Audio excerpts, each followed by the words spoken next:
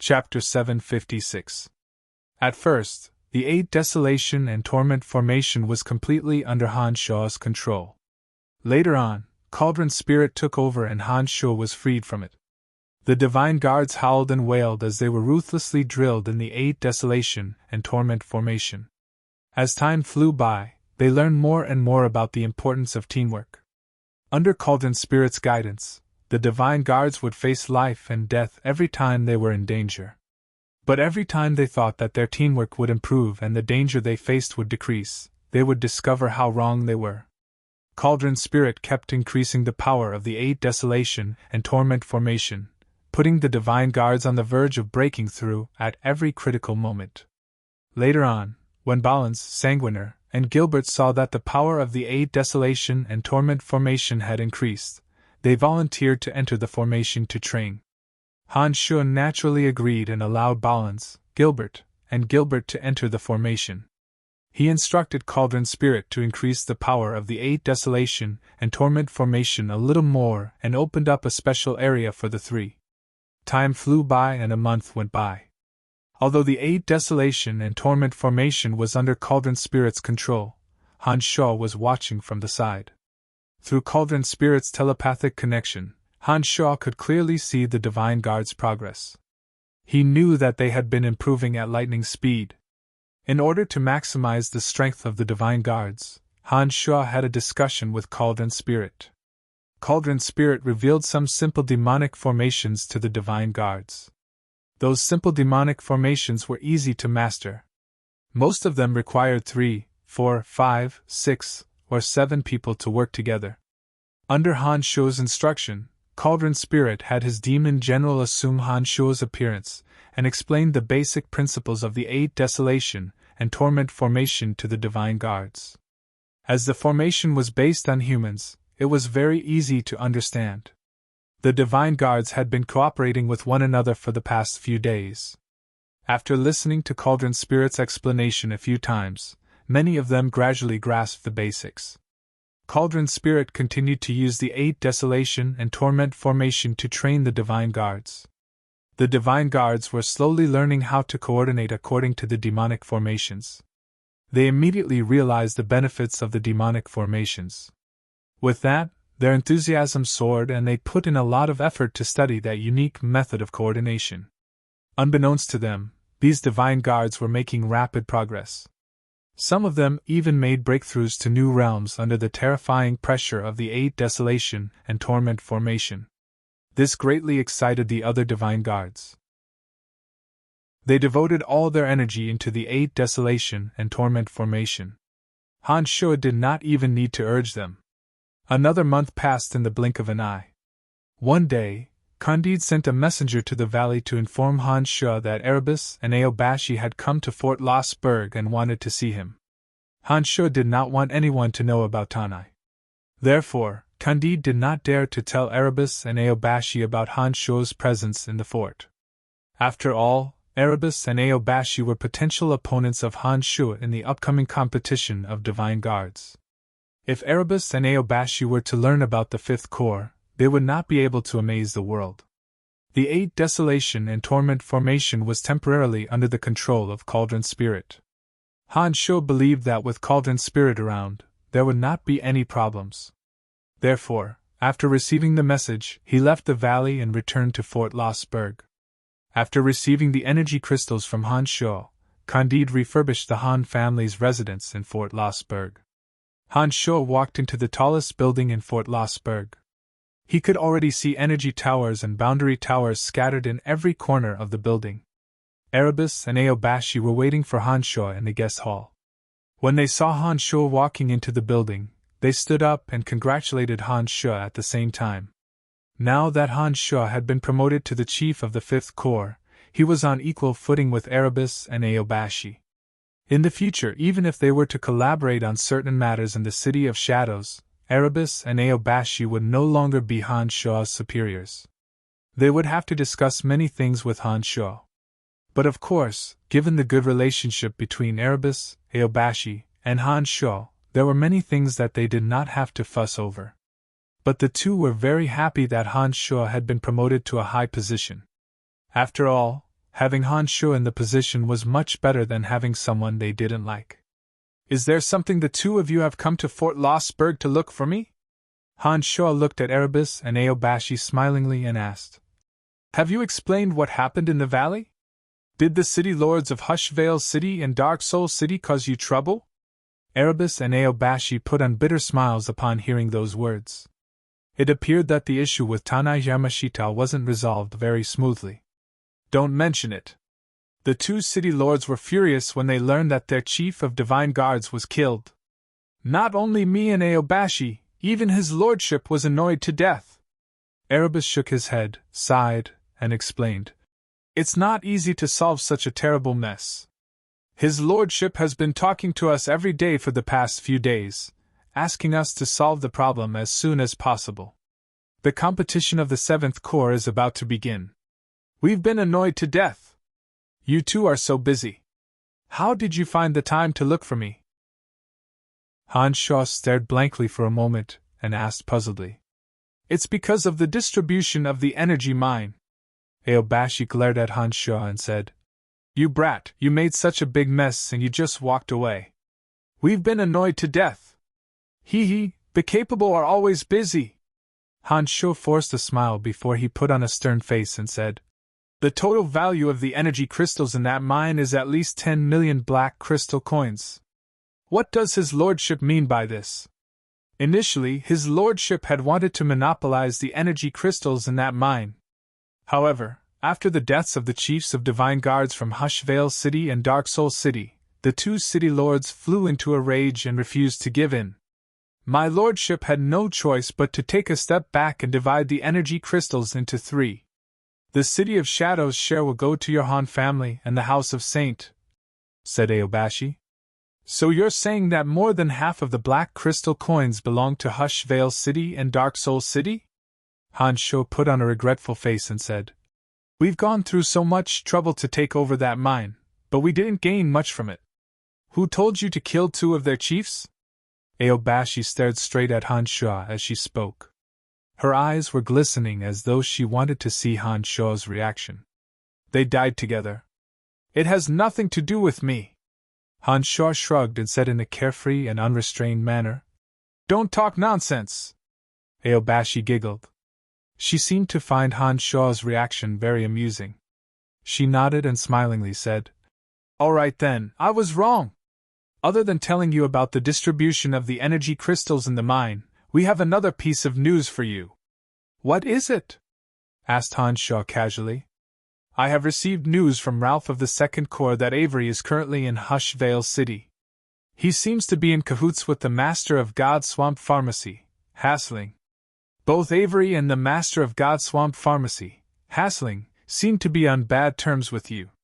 It is only a matter of time before they come after you.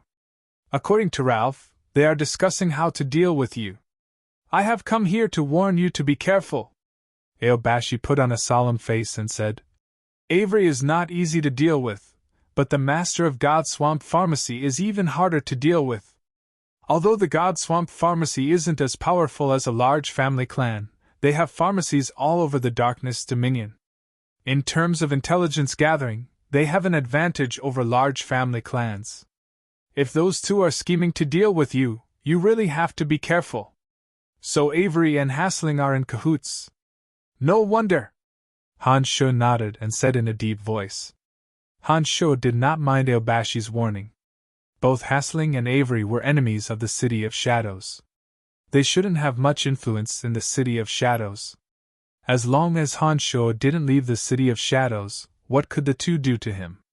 Besides, what could the two of them do to him?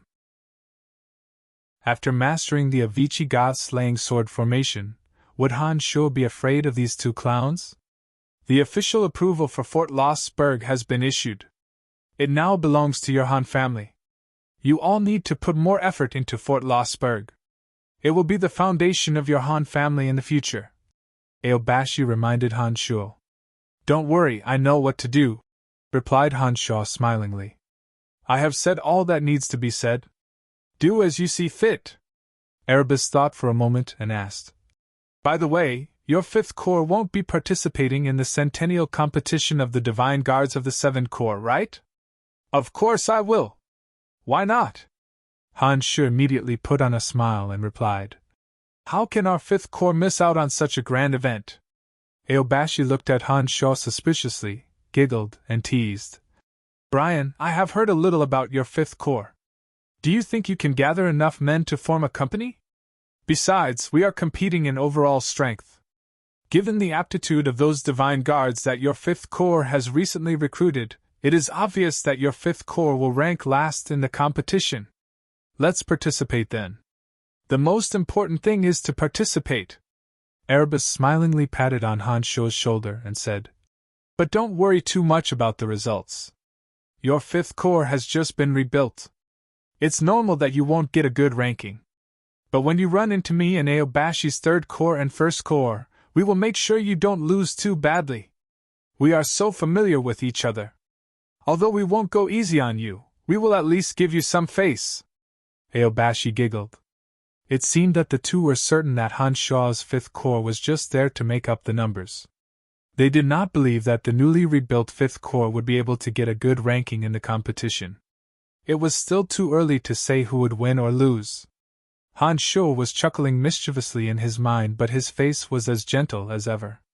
He smilingly said, Well then, I thank you in advance.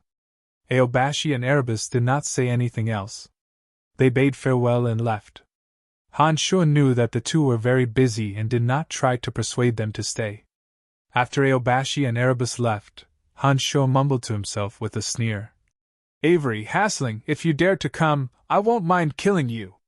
Han Shu, who had planned to return to the valley to train his Divine Guards, decided not to rush back after thinking that Cauldron Spirit was there to look after them. Instead, he discussed matters regarding Fort Lossberg with Candide and the others.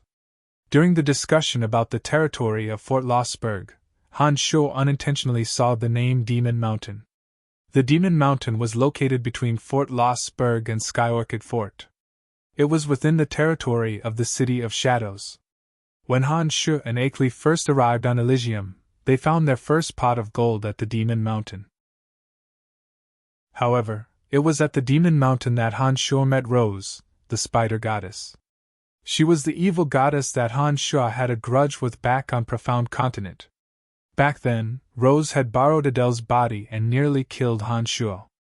Later on, she had instructed Adele to spread her faith in Bretel City. After Adele was captured by Han Shu had even communicated with Rose. A series of memories flashed in Han Shu's mind. Han Shu thought for a moment, and felt that he should make a trip to the Demon Mountain. On one hand, the Demon Mountain was Fort Lossberg's territory, and on the other hand, he wanted to settle this grudge as soon as possible. Although Rose was a foreign race, she cultivated in the energy of darkness and possessed high god strength. To Han Shu, even if he didn't borrow Cauldron Spirit's energy, using the Avicii god slaying sword formation, he would be able to contend against early and mid-stage high god experts. Based on what Han Shu felt about Rose, she should only possess mid-stage high god strength of darkness. Han Shu was confident that he could defeat her. As Cauldron Spirit still needed to train the Divine Guards, Han Shu did not bring Cauldron Spirit to the valley. From the outside, the Demon Mountain looked like a malevolent demon. It towered into the clouds. When Han Shu arrived at the Demon Mountain, he unfolded his consciousness and immediately discovered a powerful aura of life within the mountain. He immediately knew that Spider Goddess Rose was in there. Elysium was a material plane with many races. The foreign races on the Elysium could cultivate in the 12 fundamental forces. They also worshipped the 12 overgods. Therefore, they had the right to live in any divine dominions and were no different from ordinary people. Some of the city lords in the divine dominions were of foreign races. Legend has it that some of the 12 overgods were of foreign races. Therefore, there wasn't much racial prejudice on Elysium. It was just that some of the foreign races had different living habits compared to humans. Some of them didn't like to live in groups. For example, Spider Goddess Rose preferred to live alone in the mountain. She didn't want to take human form and live in the City of Shadows. If a foreign race like Spider Goddess Rose were to head to the City of Shadows, she would surely be put in an important position. The 4 major family clans would definitely fight over her. Han Shuo wasn't afraid of Spider Goddess Rose's powerful aura. He continued to walk leisurely towards the Demon Mountain. This time, Spider Goddess Rose was not in a deep slumber like the last time. As soon as Han Shuo entered the Demon Mountain, he was discovered by Spider Goddess Rose before he could even enter the mountain. "This is my territory. Please leave!" Spider Goddess Loltha's voice came from the belly of the Demon Peak. Generally speaking, foreign races like Rose would have to obtain permission from their masters before they decided to live in the City of Shadows. In other words, City Lord Wallace of the City of Shadows should be aware of her existence, and had assigned this Demon Mountain to her. Correspondingly, Rose had to abide by the rules of the City of Shadows and was not allowed to kill gods in the vicinity. If Han Shuo and Akeley hadn't come specifically to steal Rose's divine essences, Rose wouldn't have chased after them in a fit of rage. "Rose, do you still remember me?" Han Shuo walked into the Demon Mountain smilingly. His consciousness began to transform, adjusting his soul imprint to the one he had on Profound Continent. Chapter 757. Every time one made a breakthrough in demonic arts, their consciousness imprint would change accordingly. Back when Han Shuo was on the Profound Continent, his demonic arts had yet to reach the level he was at today. Therefore, his consciousness imprint was very different from what it was now. The consciousness had infinite uses, and it wasn't difficult for Han Shuo to alter his imprint. As soon as Han Shuo entered the Demon Mountain, his consciousness imprint changed accordingly, reverting to the state he had when he fought Lolth back on Profound Continent. Rose grew impatient when she saw that Han Shuo still wanted to enter the Demon Mountain despite her warning. She was ready to kill Han Shuo right in front of the Demon Mountain. Rose had to abide by the rules of the City of Shadows. She was not allowed to take the initiative to kill any gods that passed by. However, if anyone dared to trespass on her territory despite her warning, it would be considered a provocation to her. Even if she were to kill the trespasser, it would not be considered a violation of the rules of the City of Shadows.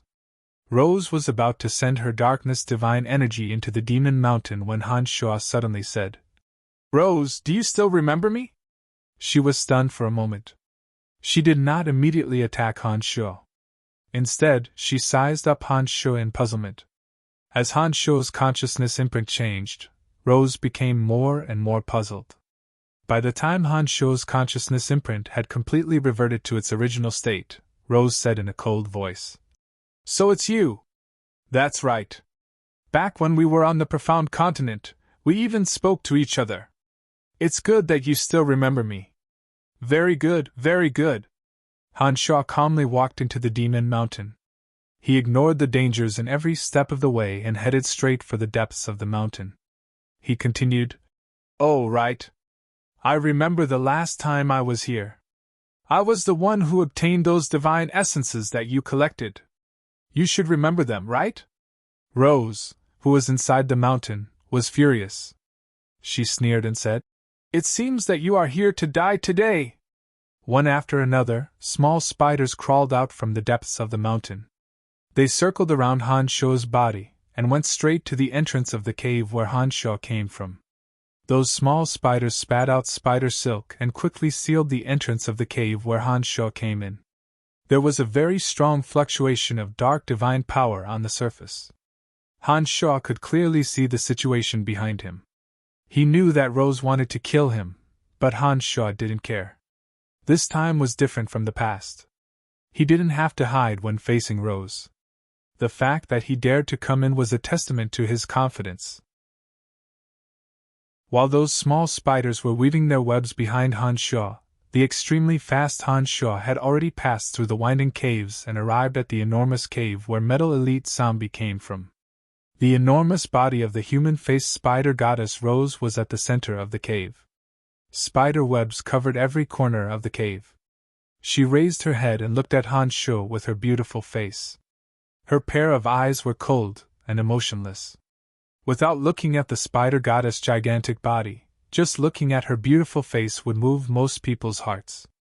Her face was bright and moving, her eyes were serene, and her lips were plump and rosy. No matter how one looked at her, she was a beauty. Rose, you are also a high god. Why do you insist on staying in this cave that never sees the light of day? Hansho walked in with a faint smile on his face. He first sized up the surroundings, and then asked nonchalantly. Rose's cold and gloomy eyes were fixed on Hansho. She did not answer his question. In Rose's eyes, Hansho was merely a mid-god. She didn't understand why a mid-god would come here to court death.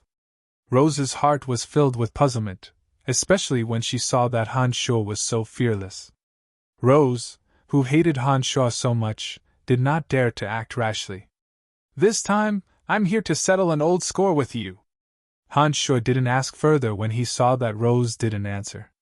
He smilingly looked at Rose and explained. Back on the profound continent, you used Adele, your divine slave, to almost get me killed. Later on, you had Adele wreak havoc in my territory. Tell me, what should I do? You're asking me what should I do? Rose suddenly shrieked. She sneered and said, On that low-level material plane, you repeatedly ruined my plans and raped and murdered my followers. After coming to this material plane, you stole my divine essences. How dare you ask me what should I do? Brat, I don't care what backing you have, but don't even think of leaving this place alive. It seems that you don't have any more divine essences in your cave. Sigh, it seems that we won't be able to get enough spoils this time. Hansho sighed softly after looking around. He seemed rather helpless. This guy had obviously provoked Rose, reminding her of the divine essences that Hansho stole from the Demon Mountain. Therefore, Rose could no longer hold back. She immediately let out an ear-piercing shriek that reverberated throughout the entire Demon Mountain. As soon as she shrieked, Rose's razor-sharp claws suddenly slashed at Hansho. Those sharp claws glittered with faint radiance. Divine energy of darkness flowed within the claws like flowing water. At the same time, the domain of divinity of darkness suddenly unfolded. The already dim interior of the mountain was immediately plunged into absolute darkness. The element of darkness converged towards Rose's domain of divinity from all directions. As more and more elements of darkness gathered, all the light in the area was swallowed up by the darkness. Rose didn't dare to underestimate Hansho in the slightest. Seeing how fearless Hansho was, she immediately attacked with all her might, treating Hansho as an expert on the same level as her. Hansho looked straight at Rose with a calm expression. Only when Rose's sharp claws came slashing at him did he release the 17 flying swords. With a thought, 17 flying swords spread out from his back like a peacock spreading its tail, blocking all of Spider Goddess Loltha's sharp claws. The flying swords were even sharper than Loltha's claws, and they also carried terrifying corrosive acid and cold poison. Only the sound of metal clashing could be heard, and Loltha's lightning-fast claws were retracted at an even faster speed. After just one clash, Rose could sense the terrifying corrosive power of Hansho's flying swords. When the corrosive power came into contact with her sharp claws, the corrosive power and cold poison immediately seeped into her body through her sharp claws. The darkness divine energy in her sharp claws that was supposed to be used to kill Hansho was instead used to defend against the cold poison and acid poison. She simply couldn't unleash her full potential. Fortunately, Rose had attacked with all her might from the very beginning and didn't lower her guard because of Hansho's mesmerizing mid-god realm. Otherwise, Rose would have suffered greatly from the very first clash. Youngster, what kind of energy are you using? Why isn't your eyesight affected at all? And why are your divine weapons so insidious? Rose immediately shrieked after the first strike. When Rose's sharp claws came into contact with the demonic yuan imbued in the 17 flying swords, she immediately discovered that the energy was very foreign to her. The corrosive and cold poison on the flying swords were even more insidious and overbearing. She immediately jumped in fright. When she looked at Hansho again, she found him even more unfathomable. She didn't dare to lower her guard. It's none of your business. Hansho put on a mischievous smile. The 17 flying swords on his back suddenly shot out and went straight for Rose. After one strike, Han Sho confirmed that Rose's strength was indeed that of a mid-stage high god. The 17 flying swords was past Rose, ignoring the space of absolute darkness created by Rose. They followed the trajectory of the Avicii god-slaying sword formation and enveloped Rose. Rose possessed mid-stage high god strength. Without borrowing Cauldron Spirit's energy, Han Sho had no choice but to use his full strength. The whistling of the flying swords was extremely ear-piercing in the cave. It was rather similar to Rose's shriek.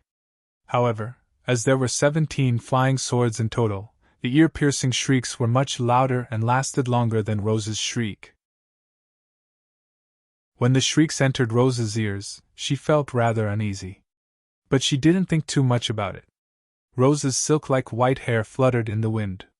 Tiny spiders floated along with her hair. After landing on the ground, they rapidly crawled towards Han Sho. There were thousands of tiny spiders. Just looking at them would cause one's scalp to tingle. Those tiny spiders contained the divine energy of darkness bestowed by Rose. They swarmed towards Han Sho. It was definitely not a pleasant thing to be drowned by them. After the little spiders were sent flying by Lotha's long hair, her sharp claws continuously flashed and danced, forming a black screen of light around her body, firmly blocking the 17 flying swords from enveloping her. Rose was wary of Han Sho's 17 flying swords that possessed astonishing corrosive power and cold poison.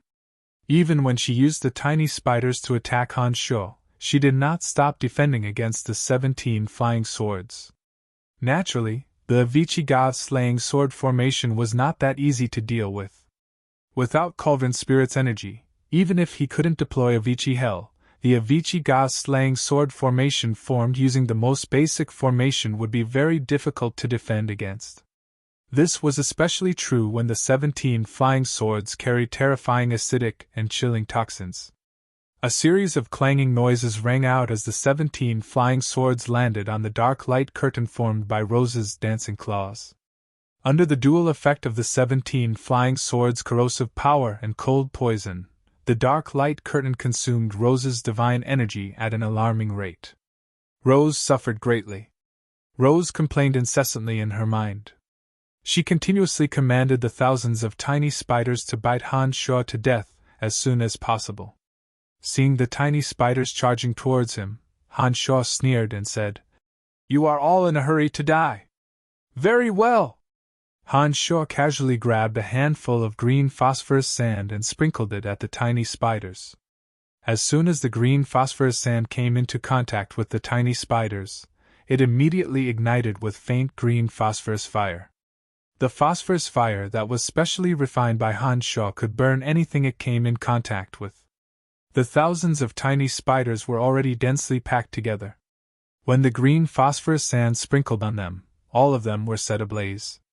The green phosphorus sand was also an extremely vicious demonic weapon.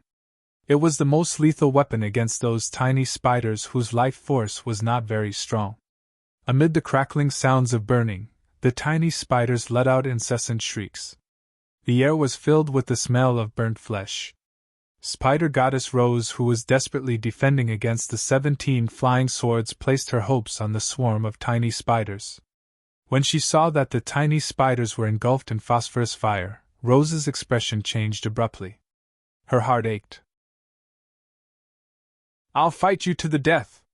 Rose shrieked when she saw the tiny spiders being burned into tiny black dots by the sea of flames. The spider web that enveloped the entire mountain suddenly swayed and shot towards Han Sho. The giant spider web was extremely large, and its speed was both fast and sudden. Han Sho could not react in time. Caught off guard, Han Sho was completely enveloped by the giant spider web. Each strand of spider silk was incomparably nimble. As soon as it landed on Han Sho's body, it would entangle him with all its might. In just a short while, all the spider silk had tightened, trapping Han Sho firmly.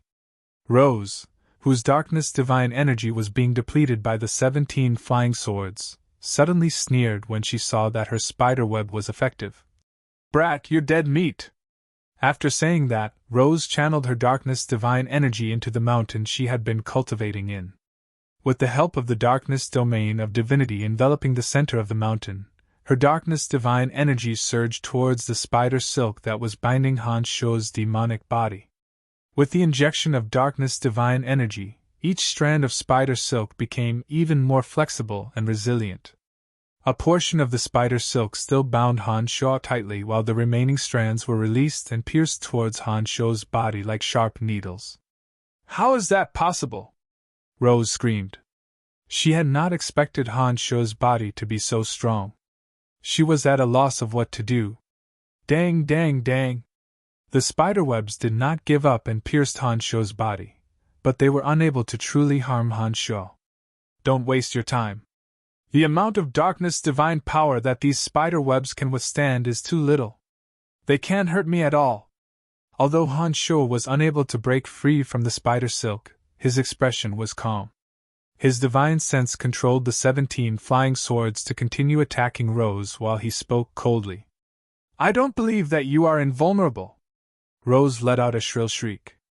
The spider threads were trying to drill into Han Shuo's ears, nostrils, eyes, and other open areas.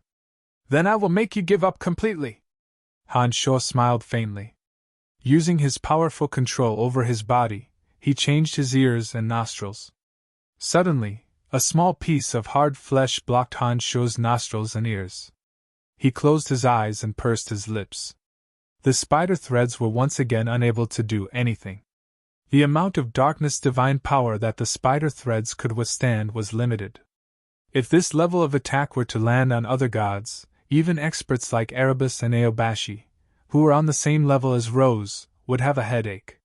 Once they were entangled by the spider threads and Rose used this method to attack them, even Aobashi and Erebus would be riddled with holes. It was very likely that they would be killed by Rose. Unfortunately, Rose's opponent was Han Shuo. Han Shuo's body was incomparably tough. After reaching the second stage of Omen Invincible Body, the defensive power of his body had increased by a large margin. Since the spider threads could not withstand enough darkness divine power, it was natural that she would not be able to harm Han Shuo. When Rose saw that not only was Han Shuo invulnerable, but he could also control his nostrils and ears at will, she felt as if she had seen a ghost in broad daylight. Rose had never seen a demonic arts cultivator like Han Shuo before. She simply could not imagine that someone could cultivate such a miraculous level of control over his body. Seeing that her attack was futile and that she had consumed a large amount of darkness divine power to defend against the 17 flying swords, Rose suddenly had the thought of retreating quickly. As she was firmly entangled by the 17 flying swords, Rose could not get close to Han Shuo at all. However, when she saw that Han Shuo was firmly entangled by the spider threads, she also thought that Han Shuo could not do anything to her. This was the best opportunity for her to leave. "Brat, I will remember you. I won't accompany you today. I will take my revenge on you sooner or later." Rose glared at Han Shuo with her cold and gloomy eyes. She then prepared to leave the Demon Mountain. When Han Shuo saw that Rose was about to leave, he exerted all his strength to break free from the spider threads entangling him. However, as the 17 flying swords required the support of his demonic yuan, he could not use all his strength to break free. Every single strand of the spider threads was imbued with Rose's darkness divine power. They were densely entangled around his body, and it was not that easy to break free. "We are considered to be even today. I have consumed too much of my divine power this time. There are still a few attacks that I can't use. Next time, I'll be sure to show you who's boss."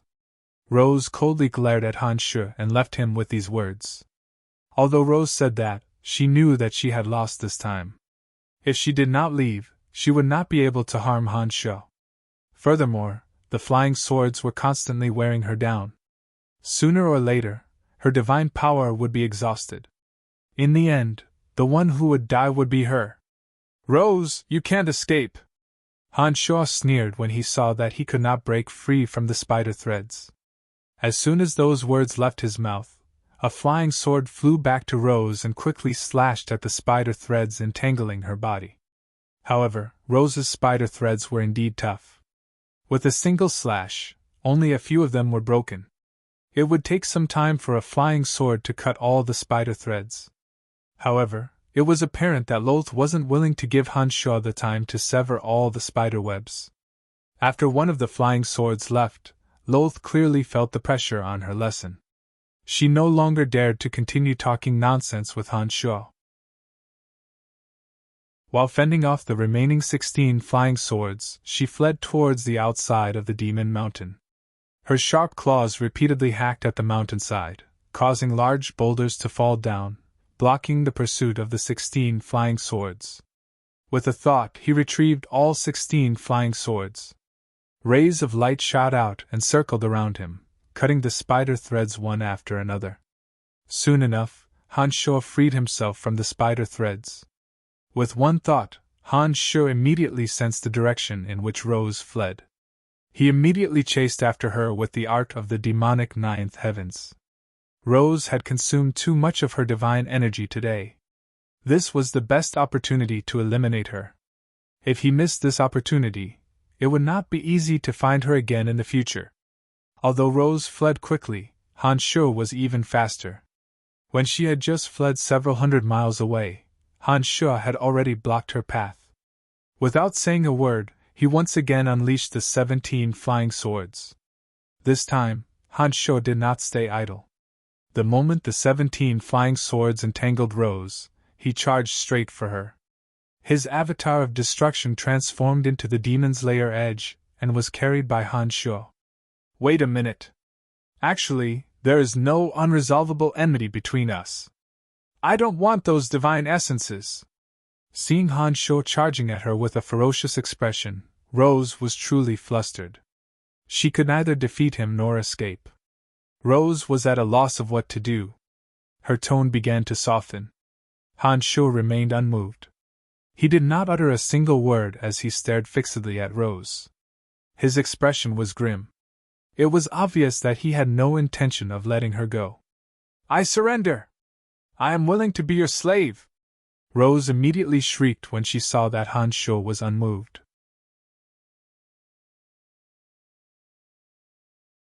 Chapter 758. The 17 flying swords suddenly stopped in front of Lolth. The sharp tips of the swords were pointed at her, and the chill was bone-chilling. Lolth's body was frozen stiff, and her heart was in turmoil. Holding the demon's lair edge in his hand, Hanshaw walked towards Rose with a callous face. He stared into Rose's eyes and asked in an indifferent tone, How can I trust you? The Fifth Corps was short of manpower, and high god experts were even rarer. An expert of Rose's level would be a target that any force would deliberately try to rope in. Hanshaw was the only high god expert in the Han family at present. If Rose were to submit to him, the strength of the Han family would surely be greatly enhanced. Hanshaw and Rose did have a feud. But when he thought about it, Rose did not really harm him, or those around him. On the contrary, it was Hanshaw who had the upper hand in their battle. Facing the cold radiance of the 17 flying swords and Hanshaw's overbearing gaze, Rose appeared rather anxious. She hastily said in her clear and cold voice, There is no unresolvable hatred between us. There is no need for us to fight to the death over a trifling matter in a low-level material plane. How can I trust that you are willing to be my slave and sincerely work for me? Hanshaw raised the demon's lair edge and pointed it at Rose along with the 17 flying swords. His voice was cold and indifferent. It seemed as though he would start a massacre if there was any disagreement. Rose immediately knew that she had no choice.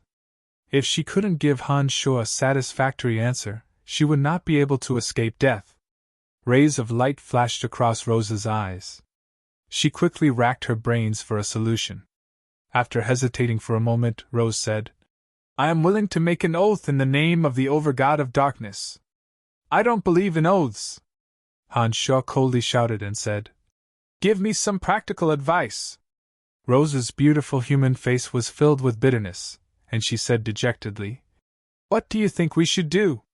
Hanshaw was silent for a moment, and then suddenly shouted, Release your divine soul, we will establish a master-slave contract. Rose's face was filled with shock. A master-slave contract could only be successfully concluded if one party completely released their divine soul and allowed the other party to slaughter them. Once the contract was formed, the master-slave relationship would be confirmed. As long as the master willed it, he could use the master-slave contract to take the slave's life. Once the contract was completed, Rose would not be able to play any tricks. You can either die, or you can completely open your soul and allow me to march into your soul and establish a master-slave contract with you. When Han Shuo saw that Rose was hesitating, he knew that she wasn't sincere about surrendering. Killing intent rose in his heart again. His face was filled with impatience. The demon's lair edge and the flying swords in his hands glowed brilliantly as he gradually approached Rose. As the flying swords and the demon's lair edge inched closer, the terror on Rose's face grew more and more intense. She suddenly sensed that her surroundings had been frozen. The 17 flying swords were releasing a miraculous energy that was cutting off her hope of escape. Generally speaking, high gods would prepare some means of escape for themselves.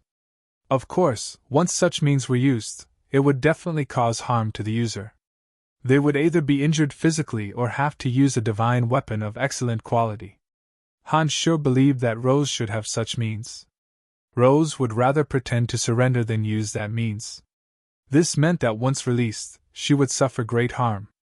As Han Shuo approached step by step, he secretly activated the energy of the 17 flying swords to cast a confinement spell. He filled the space between the 17 flying swords with chaotic energy so that Rose would have no chance to escape. Rose suddenly felt as though she had spun a cocoon around herself. She originally wanted to pretend to surrender and find another opportunity to kill Han Shuo. She didn't expect that Han Shuo would be so insidious. He actually took advantage of the opportunity to cut off her hope of escape bit by bit, causing her to be at her wit's end. Rose, don't waste your time. No matter what tricks you have up your sleeves, they are all useless now. Han Shuo's voice was cold. He said indifferently, While you were wasting your time with me, I had already cut off your escape route bit by bit. Now, you really only have two choices. You can either be killed by me and have your divine soul obliterated, or you can completely release your divine soul and let me control you. We will form a master-slave contract. Rose wanted to cry but had no tears. When she heard Han Shuo's indifferent words and sensed the ice-cold killing intent coming from his body, Rose really panicked. She didn't want to be ordered around.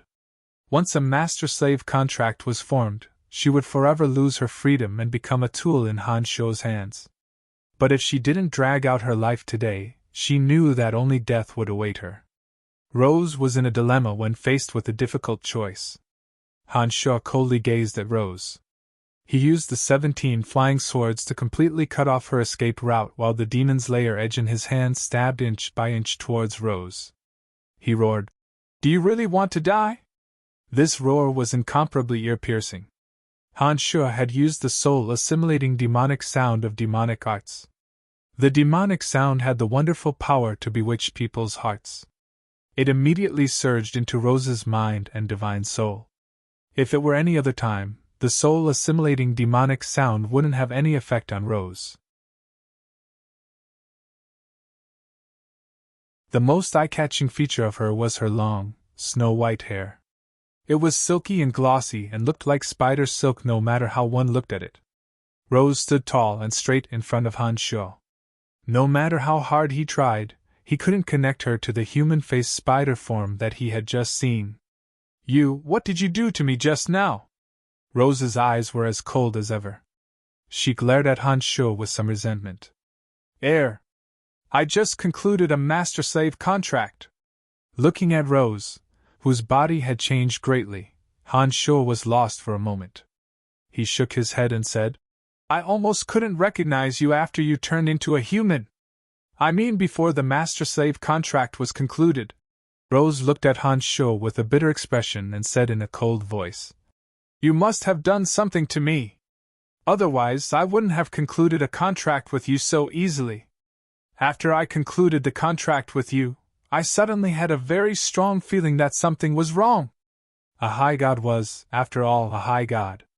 Even when she was in a trance, she could still maintain a terrifying vigilance. If it wasn't for that kind of situation, the soul-assimilating siren wouldn't have been effective on Rose. She immediately sensed that something was wrong when she woke up. It seemed that she had sensed that Han Sha had done something to her. "Remember to call me master in the future," shouted Han Sha coldly. "The master-slave contract has been concluded. From today onwards you are my slave. You better behave yourself when you address me."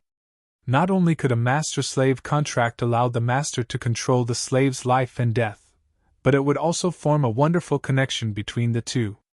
Rose looked at Han Sha indignantly. Han Sha also looked back at her coldly. Now that Han Sha was her master, Rose quickly gave in.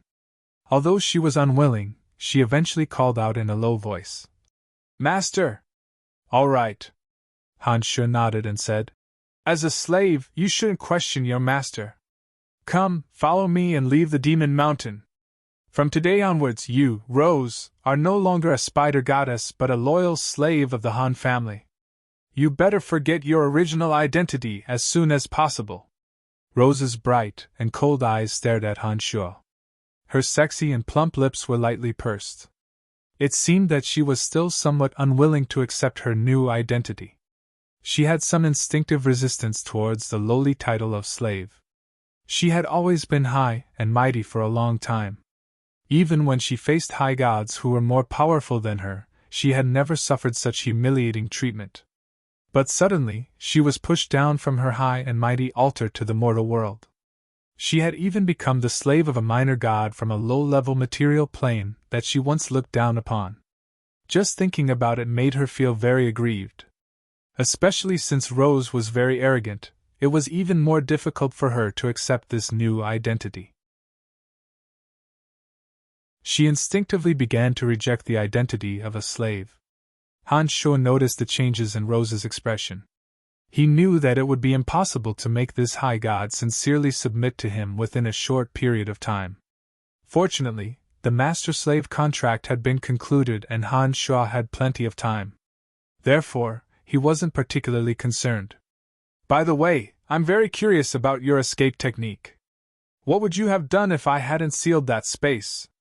Han Sha turned his head to look at Rose, who was following closely behind him, and asked in an indifferent manner, while walking towards Fort Lossberg. Rose suddenly became rather coy. Her bright eyes avoided Han Sha's gaze. She did not look at Han Sha and said in a low voice, "Can I not tell you?" "You can't!" shouted Han Sha. Rose glared at Han Sha and said, "I can use my long hair to escape. But my divine energy will regress. Most importantly, my long hair will fall off and I will become bald." When Rose said that she would become bald, she wore a horrified face as though it was even more terrifying than the regression of her divine energy. Han Sha was dumbfounded. He asked, "Do you care more about the regression of your divine energy or the regression of your divine energy?" "Of course it's scarier without hair," replied Rose immediately. She looked coldly at Han Sha and said, "If it wasn't for the fact that I'm so ugly without hair, I wouldn't have been restrained by you and ended up in this state." Women were women after all. Even if they were from a different race, they could not escape the nature of women. Han Sha shook his head. He really did not know whether to laugh or cry. She had not dared to act rashly because of her long hair. In the end, she had become his slave. Women's thoughts were indeed very strange. However, other than her long and slender legs, Rose's snow-white hair was very pleasing to the eye. Her smooth, snow-white hair was soft and glossy. Coupled with her charming face and beautiful legs, she gave off a seductive and devilish beauty. "Where are you taking me?" asked Rose after a while as she followed behind Han Sha. "Fort Lossberg." Han Sha looked back at her and replied indifferently, "Can I not go?" Rose hesitated for a moment. She frowned and said softly, "I don't like crowded places. You must follow me." Han Sha smiled and said, "Habits can be changed. From now on, you must try to change your original habits. Follow me and don't talk nonsense. Do whatever I tell you to do. If you can satisfy me, I will cancel the master-slave contract with you after 100 years. You can go or stay as you please. At first, Rose was very unwilling.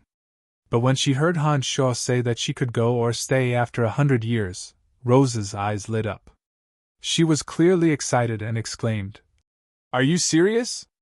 You will cancel the master-slave contract after 100 years? For a god like Rose, 100 years was too short a time. When she heard that she could be free, hope reignited in Rose's heart. Han Sho nodded and said with a smile, That will depend on your performance. If you can satisfy me in 100 years, I will definitely keep my promise. All right, I will go with you to a crowded place. I only hope that you will keep your promise. Rose had hope in her heart. She no longer cared about the small details and immediately agreed. That's right. Don't worry, I will give you your freedom after 100 years. Han Sho guaranteed with a straight face. 100 years was a short time for Rose, but it was enough for Han Sho to do a lot of things. Even if Rose was free after 100 years, she probably wouldn't be able to leave the Han family. Han Sho laughed inwardly.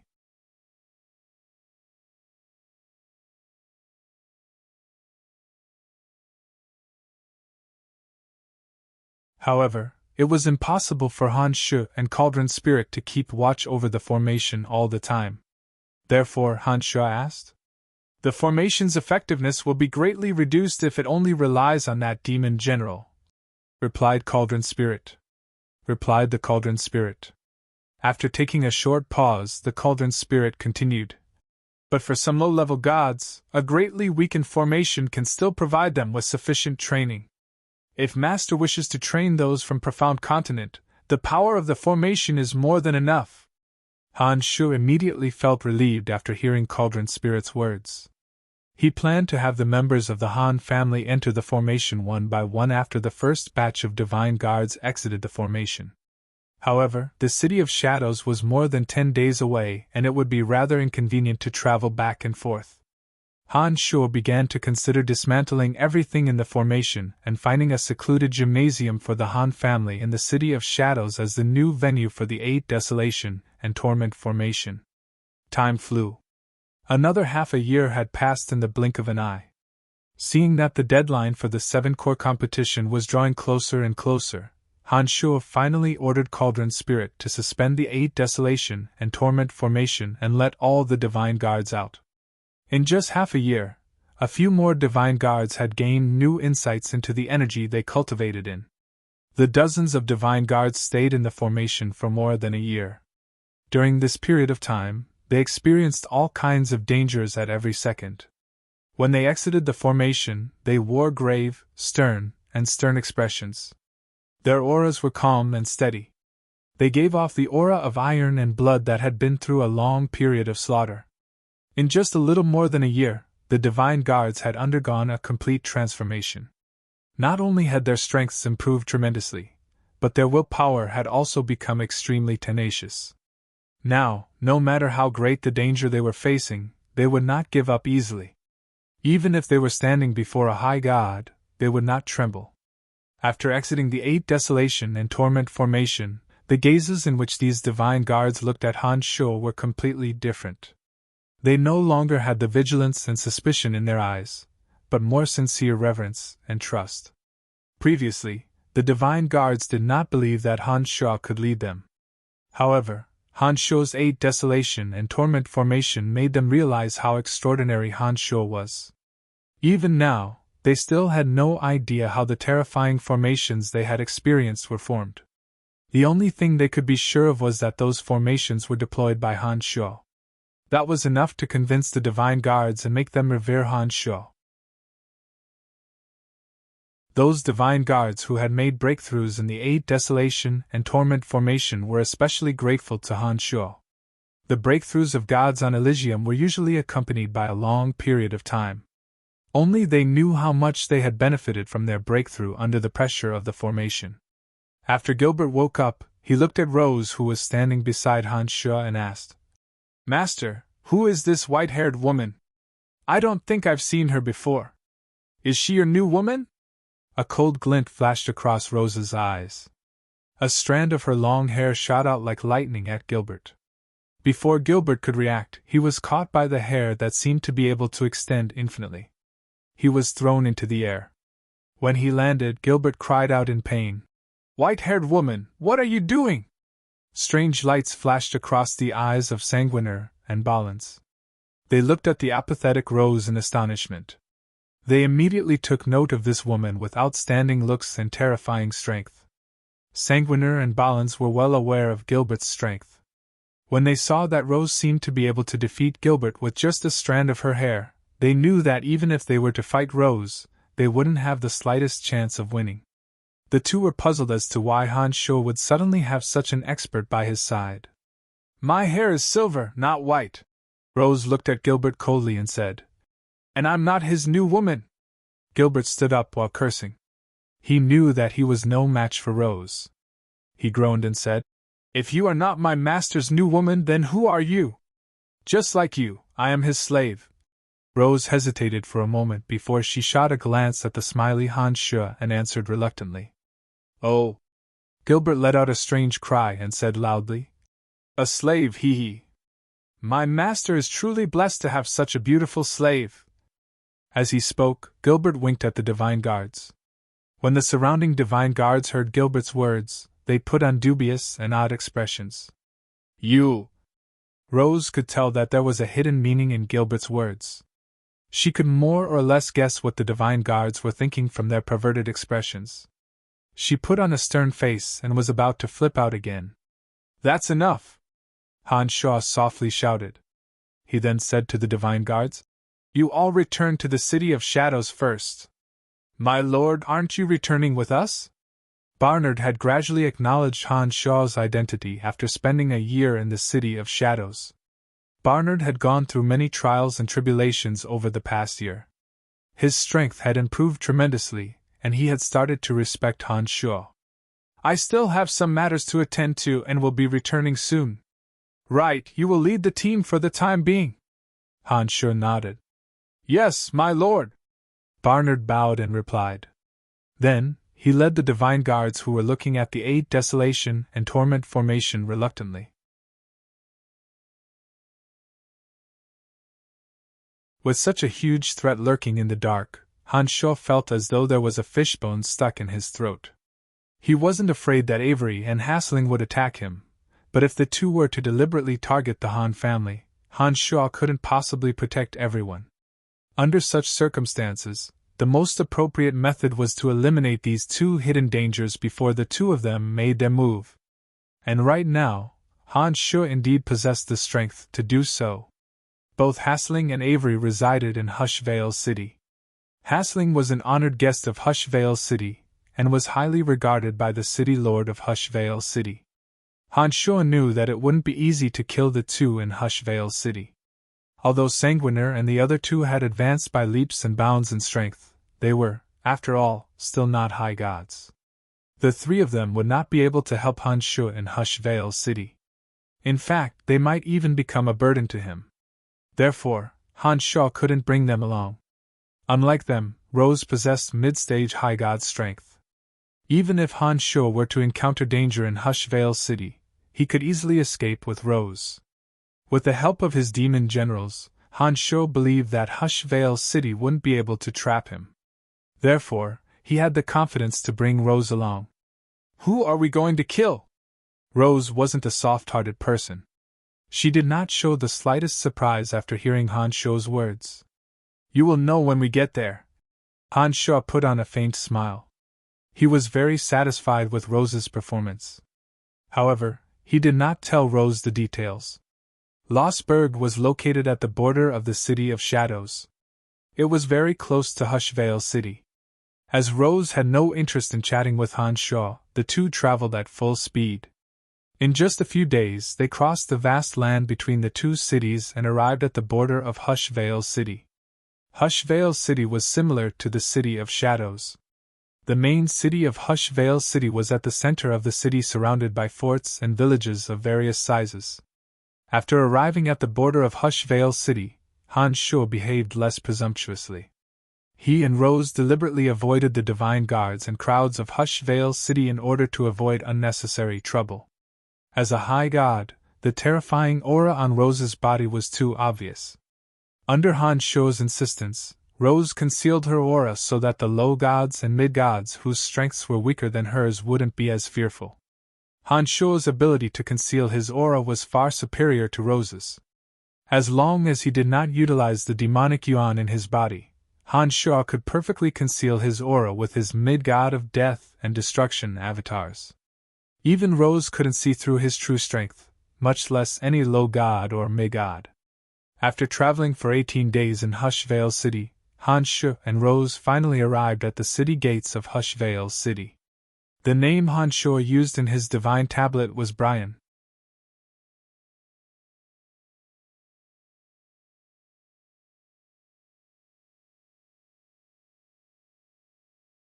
Therefore, the security here was not very tight. Naturally, it was far inferior to some of the big families. The demon flew around the shop and did not encounter too many obstacles. Soon, the situation of the potion shop was reflected in his mind. "What are you doing here?" Rose was a little puzzled when she saw Han Shuo standing motionlessly in front of the God Swamp Pharmacy, neither entering nor leaving.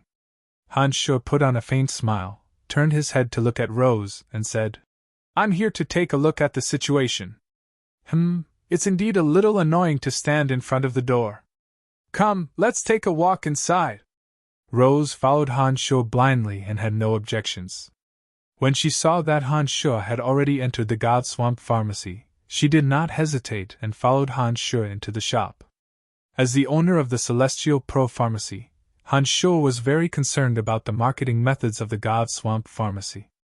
After entering the God Swamp Pharmacy, he used his demon generals to scout out some of the hidden locations of the God Swamp Pharmacy while walking around with Rose, pretending to be interested in some of the medicines sold in the shop.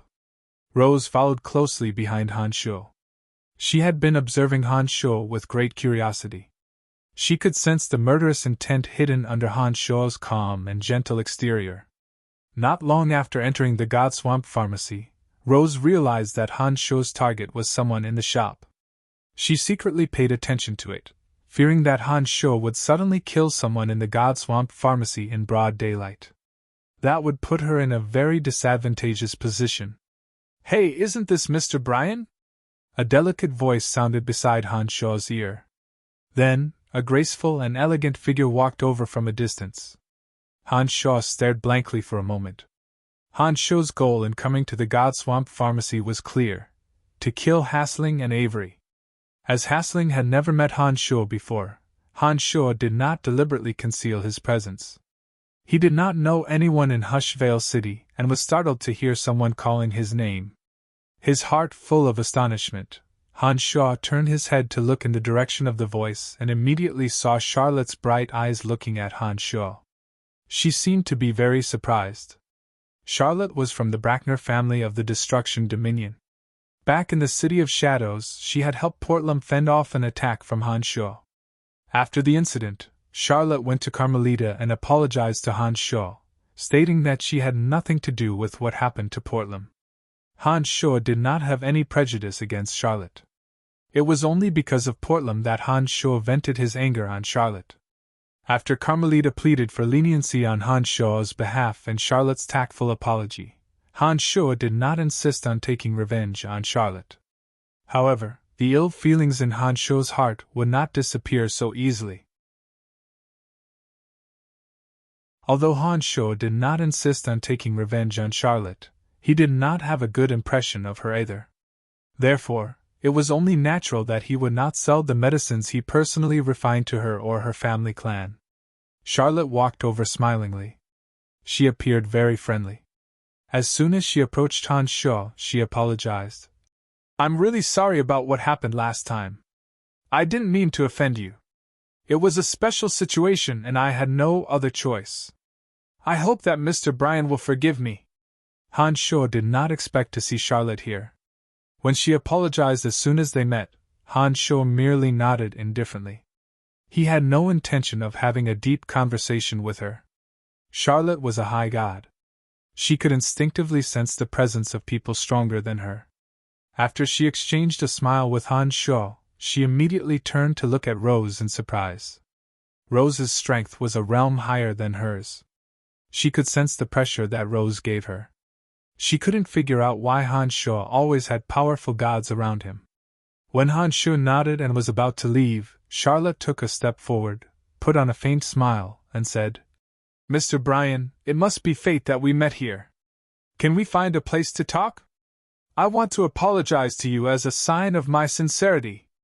As she had acted rashly the last time, Charlotte had failed to purchase the miraculous medicine from Han Shuo on behalf of the House of Brackner. She had no choice but to come to the God Swamp Pharmacy and try to purchase some commonly used medicines from them. Charlotte thought that it was a good opportunity to bury the hatchet with Han Shuo. Therefore, she had no intention of letting Han Shuo off the hook. She shook his head. Han Shuo shook his head. Clearly, he had no interest in talking to Charlotte. He waved his hand and coldly said, "There's no need to apologize. Carmelita has told me that I won't take the matter to heart." The fact that Han Shuo had said those words with an indifferent expression meant that he still did not have a favorable impression of her. However, he would not hold the House of Brackner responsible for that matter.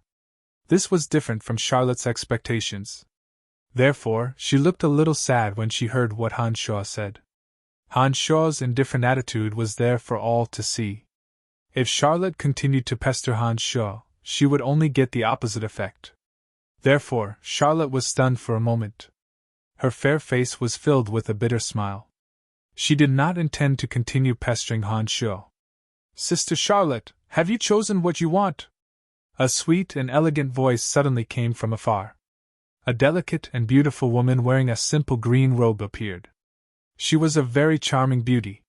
She had fair skin, a tall and slender figure, willow-like eyebrows, and a pair of slender eyes that gave off a tranquil and otherworldly charm.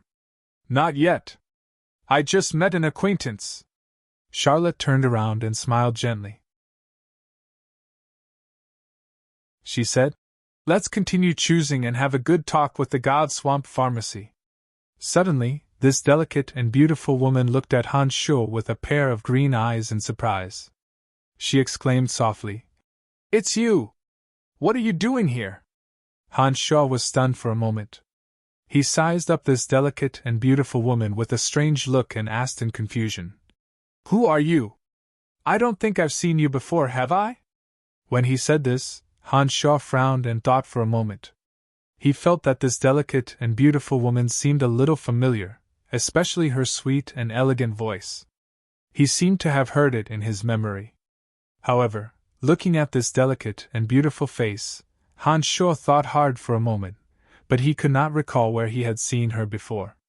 After the delicate and beautiful woman cried out in surprise, she seemed very happy. She walked past Charlotte and went straight to Han Shuo's side. She said excitedly, "When did you come here? I told you to find me according to the method I gave you. Why didn't you come?" Han Shuo was confused. He looked blankly at the delicate and beautiful woman who seemed a little excited and said, "You must have mistaken me for someone else. I don't know you." The beautiful woman's mouth curled into an amused smile. She looked at Han Shuo carefully and chuckled. "I can't be wrong. It's you! You actually forgot about me." As he talked with her, the sense of familiarity in Han Shuo's heart became stronger. However, when he looked at the delicate and beautiful face in front of him, Han Shuo was sure that he had never seen her before. With his amazing memory for beautiful women, Han Shuo believed that he would never forget a beauty of this level even if he took a glance at her. However, he could feel that this beautiful woman had an indescribable sense of familiarity. This made Han Shuo even more puzzled. He smiled bitterly and said, "I really can't remember. Why don't you give me a hint?" "Oh no!" The beautiful woman chuckled and shook her head. She glared at Han Shuo and said, "You actually forgot about me. That's too much. Bichimos, you know Brian?" Charlotte, who was at the side, couldn't help but ask with a puzzled expression, "Bichimos, you know Brian?" When the 4 words Bichimos came out, Han Shuo immediately came to a realization. Everything that happened in the Abyss realm was reflected in his mind. The image of Bichimos, the greatest demon king of the Abyss realm, gradually overlapped with the elegant and beautiful woman in front of him.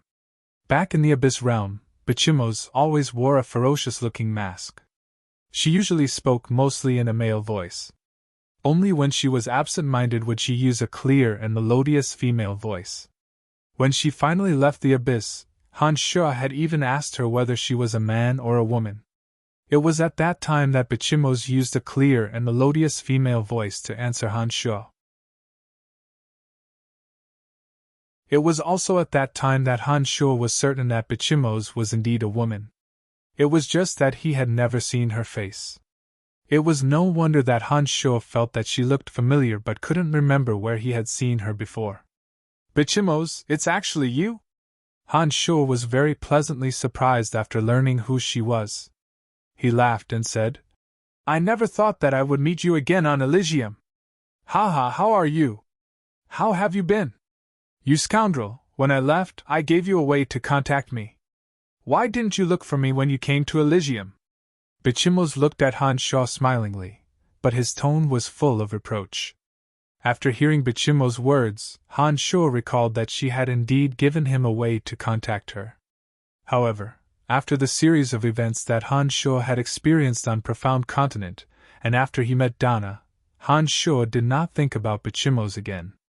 Naturally, he had long forgotten about the method she had given him. I'm sorry, I forgot, Han Sha replied, feeling rather embarrassed.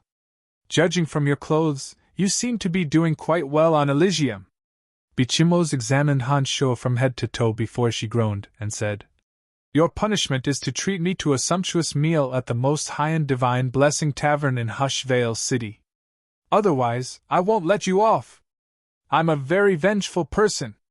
Having met Han Sha on Elysium, Bichimos appeared rather excited. In Elysium, she was not as solemn and inflexible as she was in the Abyss realm. Without her fierce fanged mask, Bichimos had transformed into a beautiful and elegant woman. She appeared very easy to get along with. Charlotte was extremely astonished to see that Bichimos and Han Sha knew each other. As she listened to their conversation, Charlotte gradually realized where Bichimos and Han Sha met. Bichimos had told Charlotte about her experiences in the Abyss realm after returning to Elysium. She knew that Bichimos had met a miraculous person in the Abyss realm and had also heard about her experiences. It was at this moment that Charlotte heard from Bichimos that Han Sha seemed to be doing quite well. She couldn't help but smile wryly in her heart. Han Sha wasn't just doing quite well. Now that the House of Han had officially risen to power in the City of Shadows, the Celestial Pro Pharmacy's business covered every corner of the city. Even the House of Brackner had to beg Han Sha to purchase some of their miraculous medicines.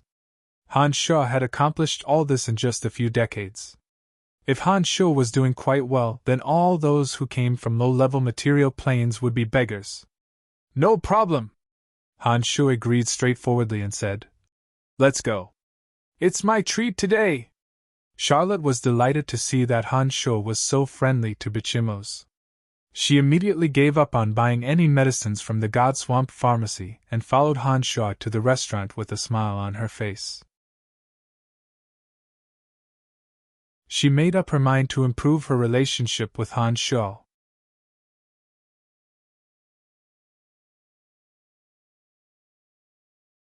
Chapter 761.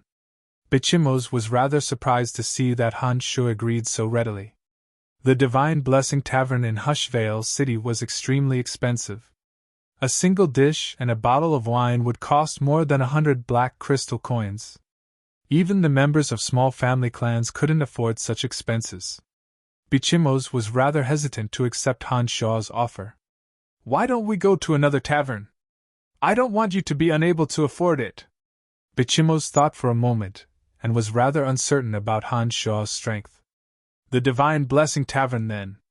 I heard that this tavern serves very good food, said Han Sha smilingly when he saw Bichimos' hesitation. Bichimos, you don't have to worry about him. He can afford it, said Charlotte with a sweet smile. She knew that Han Shuo wouldn't face any problems with the Celestial Pearl Pharmacy's rise in the City of Shadows. Let's go. It's my treat. Han Shuo turned around and looked at Rose, hinting for her to follow him. Rose remained silent throughout. She stood beside Han Shuo as though she was an outsider. She had no interest in Charlotte and Bichimos. Her eyelids were slightly lowered as she silently followed them.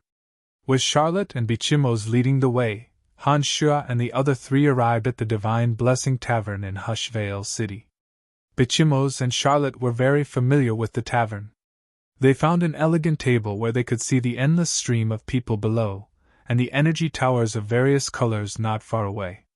A well-dressed waitress courteously walked up to them and asked in a gentle voice, "What would you like to eat? What would you like to drink?" Han Shuo wasn't a picky person. Having cultivated in demonic arts to such a high level, he didn't rely too much on food. Han Shuo smilingly pointed at Bichimos and said, "Ask her. You seem to be doing pretty well." Bichimos chuckled and casually ordered a few dishes and a bottle of fine wine called Blueberry Fantasy. After the waitress left with a smile on her face, Bichimos asked, "When did you come to Elysium? How have you been?" "About 20 years ago. Elysium wasn't a bad place. Here, I found something worth fighting for." Han Shuo did not directly answer Bichimos' question. Instead, he knitted his brows and asked, "Right, are you also from the Brackner family?" "Yeah, what's wrong?" Bichimos noticed that Han Shuo's expression was a little strange when he mentioned her family. She couldn't figure out what Han Shuo meant. "Mr. Brian, I am very sorry for what happened last time, please forgive me." Charlotte suddenly stood up and bowed to Han Shuo, solemnly apologizing again. Bichimos was even more astonished. "Sister Charlotte, what are you doing?" Bichimos stared blankly for a moment. Then, he looked at Han Shuo doubtfully and asked, "When did you start calling him Brian?" Back in the Abyss Realm, as no one knew him, Han Shuo used his original name. Bichimos was very astonished to hear Charlotte call Han Shuo Brian. "A new material plane, a new beginning.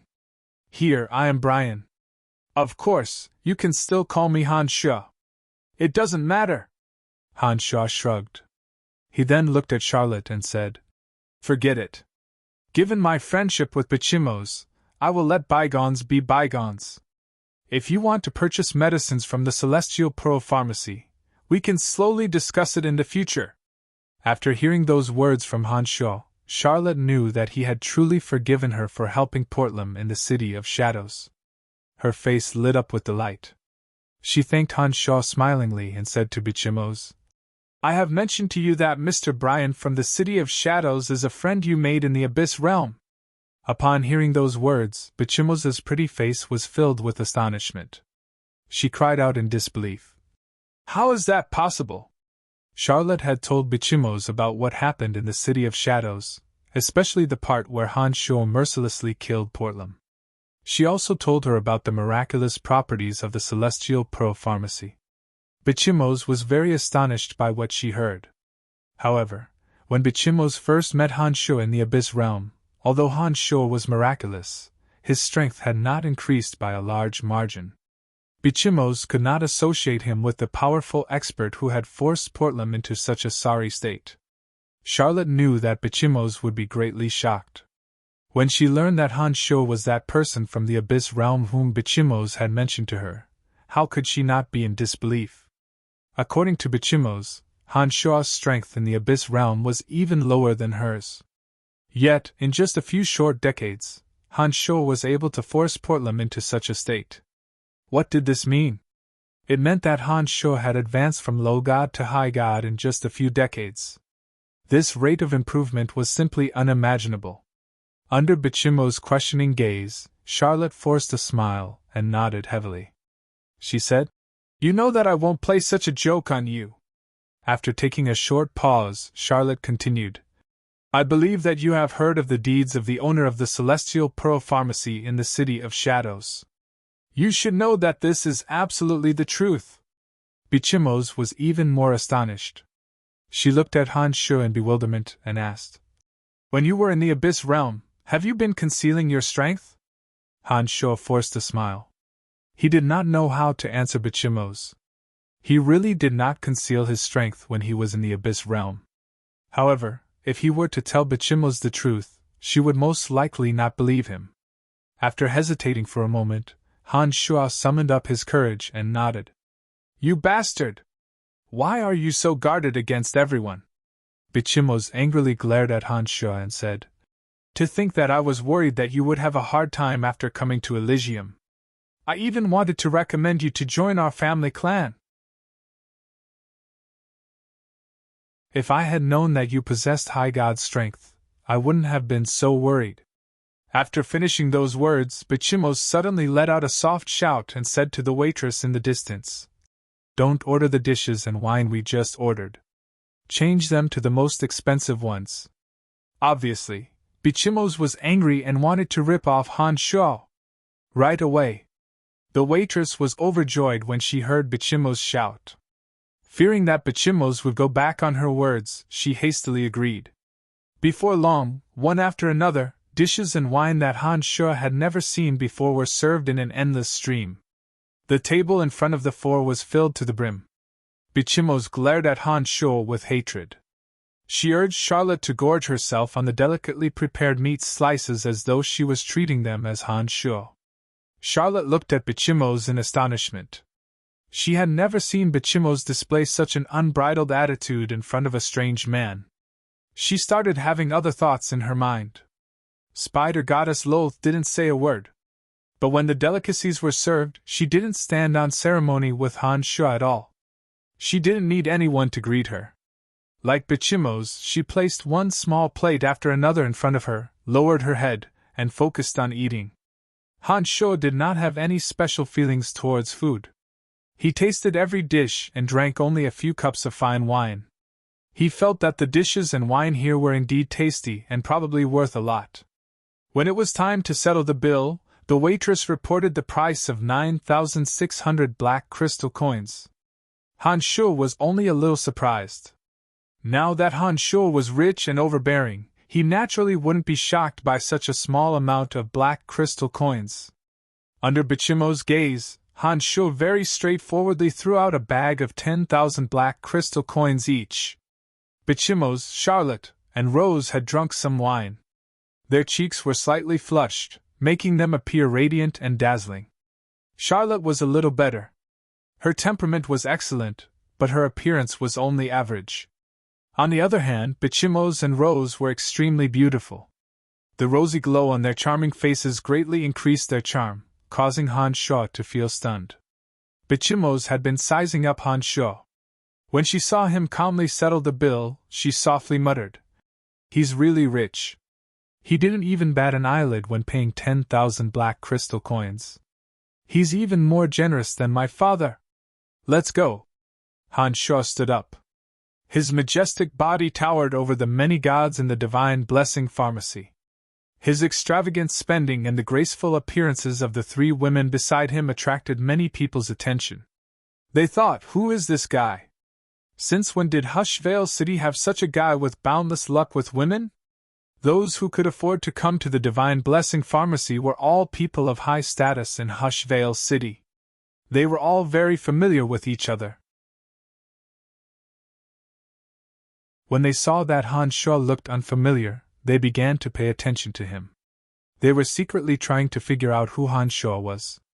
The three women also stood up and followed behind Han Shuo. Just as they were about to leave the Divine Blessing Pharmacy, Bichimo softly said to a young man at the entrance, Disgusting! That young man had been staring at the three women from the beginning. His eyes were filled with undisguised lust. Bichimo's was not wrong to call him disgusting. However, everyone in the Divine Blessing Pharmacy was sizing up Han Shuo in astonishment. It was very quiet. Bichimo's disgusting was clearly heard by everyone. That young man should be someone of high status in Hushvale City. After being scolded by Bichimo's, everyone in the Divine Blessing Pharmacy was looking at him with great interest. It was as though they were waiting to see him make a fool of himself. The young man stared blankly for a moment before he realized that his acquaintances were looking at him like he was a joke. He immediately felt that he couldn't maintain his composure. With a dark face, he sized up Bichimos and sneered. "Little whore, who are you talking about?" Bichimos's charming face sank. The disgust on her face grew even more intense. She said, "You uncultured thing! Just looking at you makes me sick!" After saying those words, Bichimos lost all interest in talking to the young man. She hastily left as though she was avoiding a smelly fly. She urged Hansho. "Let's go! 3 women with 1 man. And all of them are drunk. I wonder what they are going to do next. What a wanton and lascivious bunch!" The young man stared blankly for a moment before he let out a low, perverted laugh. When he said those words, the people in the Divine Blessing Pharmacy were all looking at Hansho with eyes filled with envy. Hansho stared blankly for a moment. He couldn't help but imagine the scene of him naked and monopolizing Charlotte, Bichimos, and Rose. A strange smile appeared on his face. He smiled and shook his head. Hansho thought to himself, "I'm really not a good person. I can't believe I'm imagining such an obscene scene at such a time." Slap! A loud slap sounded from inside the Divine Blessing Pharmacy. Charlotte coldly stared at the young man and said, "I don't care which family clan you are from. You better watch your mouth." "Bitch, how dare you hit me!" shrieked the young man. The Divine Guards who were eating and drinking at the table also stood up with cold and indifferent looks on their faces. In an instant, they spread out and surrounded Hansho's group of 4. It seems that this matter won't be easily resolved. Charlotte's attack was too fast. The young man was only a mid-god of death. He simply couldn't defend himself in time. By the time Hansho came to his senses, the Divine Guards around the young man had already surrounded them. Hansho wasn't afraid of trouble. However, his main purpose in coming to Hushvale City was to eliminate Hassling and Avery. If he were to expose his identity before that, it would greatly affect his plan. Seeing that the situation had developed to such a stage, Hansho's heart sank. He began to ponder on how to quickly resolve this problem. The young man was only a mid-god. The Divine Guards around him were of similar strength as well. None of them were high gods. Those who were eating and drinking in the Divine Blessing Pharmacy were also of similar strength. None of them were high gods. On Hansho's side, apart from Bichimos who had broken through to mid-god realm after returning to Elysium, Hansho, Charlotte, and Rose both possessed high god strength. Any one of them would be able to kill the young man and his Divine Guards. However, this was the Divine Blessing Pharmacy. Committing such a crime in Hushvale City would certainly draw the attention of certain people. It wouldn't be easy for them to escape. If the matter was blown out of proportion, Hansho's identity would be easily exposed. Once Avery and Hassling learned that he was in Hushvale City, they would most likely come hunting before Hansho could come knocking on their door. Hansho bunched his brows. This is going to be a little tricky. This is Hushvale City. How dare you outsiders run amok in Hushvale City? You are courting death, shouted the young man. Arrest them and bring them back to the 6th Corps for interrogation. Just like the City of Shadows, Hushvale City had its own Divine Guards. However, there were only 6 Corps in Hushvale City. Judging from the young man's appearance, he seemed to be someone of high status in Hushvale City. The Divine Guards around him all wore stern expressions. They were clearly well-trained Divine Guards. Ladies and gentlemen, if you have any questions, please settle them outside. It was at this moment that a white-haired, chubby old man dressed in Divine Blessing attire walked over. He wore a professional smile on his face as though he was used to such situations. As one of the largest and most luxurious establishments in Hushvale City, Divine Blessing Pharmacy wasn't that simple. The young man knew the background of Divine Blessing Pharmacy. He nodded, waved his hand at the Divine Guards, and said, "Let's go and arrest them." After saying those words, the young man coldly gazed at Hansho and the other 3 before leading the group out of Divine Blessing Pharmacy. Those who were drinking and having fun in Divine Blessing Pharmacy were all in high spirits when they saw that something interesting was about to happen. They either paid their bills and followed the young man out of the store or went to the window to look down. The House of Granlow, the last of the 4 major family clans in Hushvale City, said Charlotte to Bichimos with a faint smile after hearing the name of the 6th Corps of Hushvale City. She then turned to look at Han Shu and said, "Don't mention it." Han Shu was rather astonished to hear those words from Charlotte. After giving it some thought, Han Shu felt relieved. Like the House of Saint in the City of Shadows, the House of Brackner was one of the most ancient family clans in the City of Shadows. A small family clan ranked last in Hushvale City was not something that they would take seriously. Han Shu felt relieved. He nodded smilingly and said, "I don't want anyone to know that I'm in Hushvale City."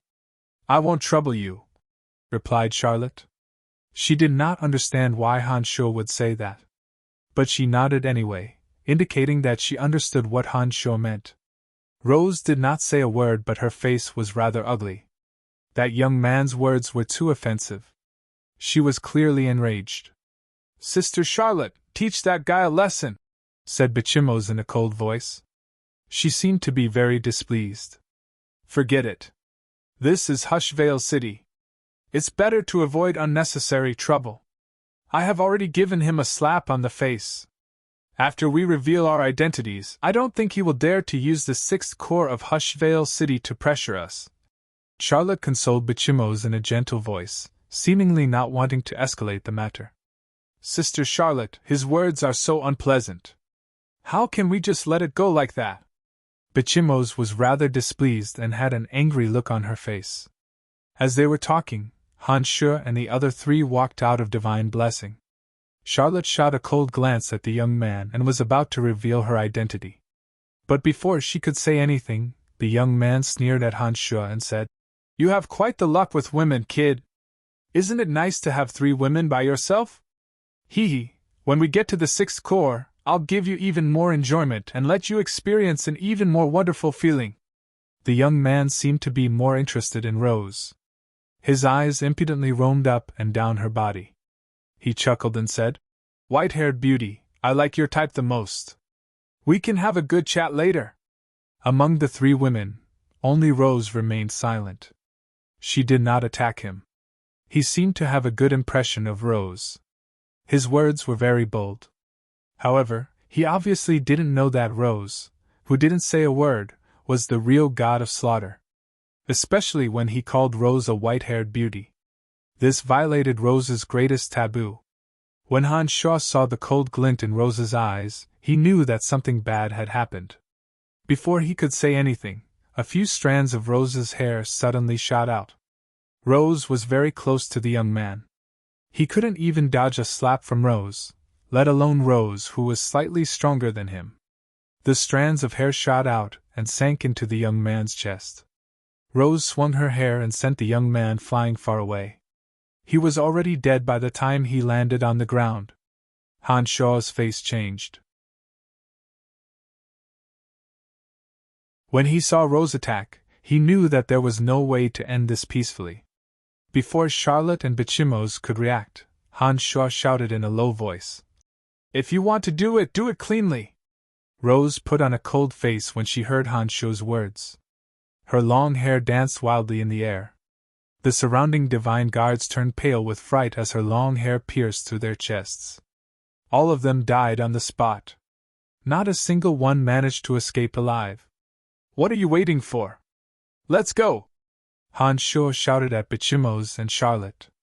He grabbed Bichimos' little hand and immediately flew towards a remote area in the distance. The surrounding onlookers were greatly alarmed and cried out in alarm. Never did they expect that Han Shu and his party would dare to kill people in the middle of the street. Not only that, they did not show any mercy. Perhaps it was because Lotha's actions were too direct and efficient that not a single one of those people dared to stop her. They could only watch as Han Shu and the others swaggered off after killing those people. None of them dared to make a move.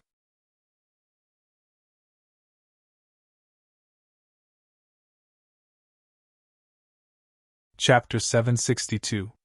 The Divine Blessing Tavern was located in a bustling district at the center of Hushvale City.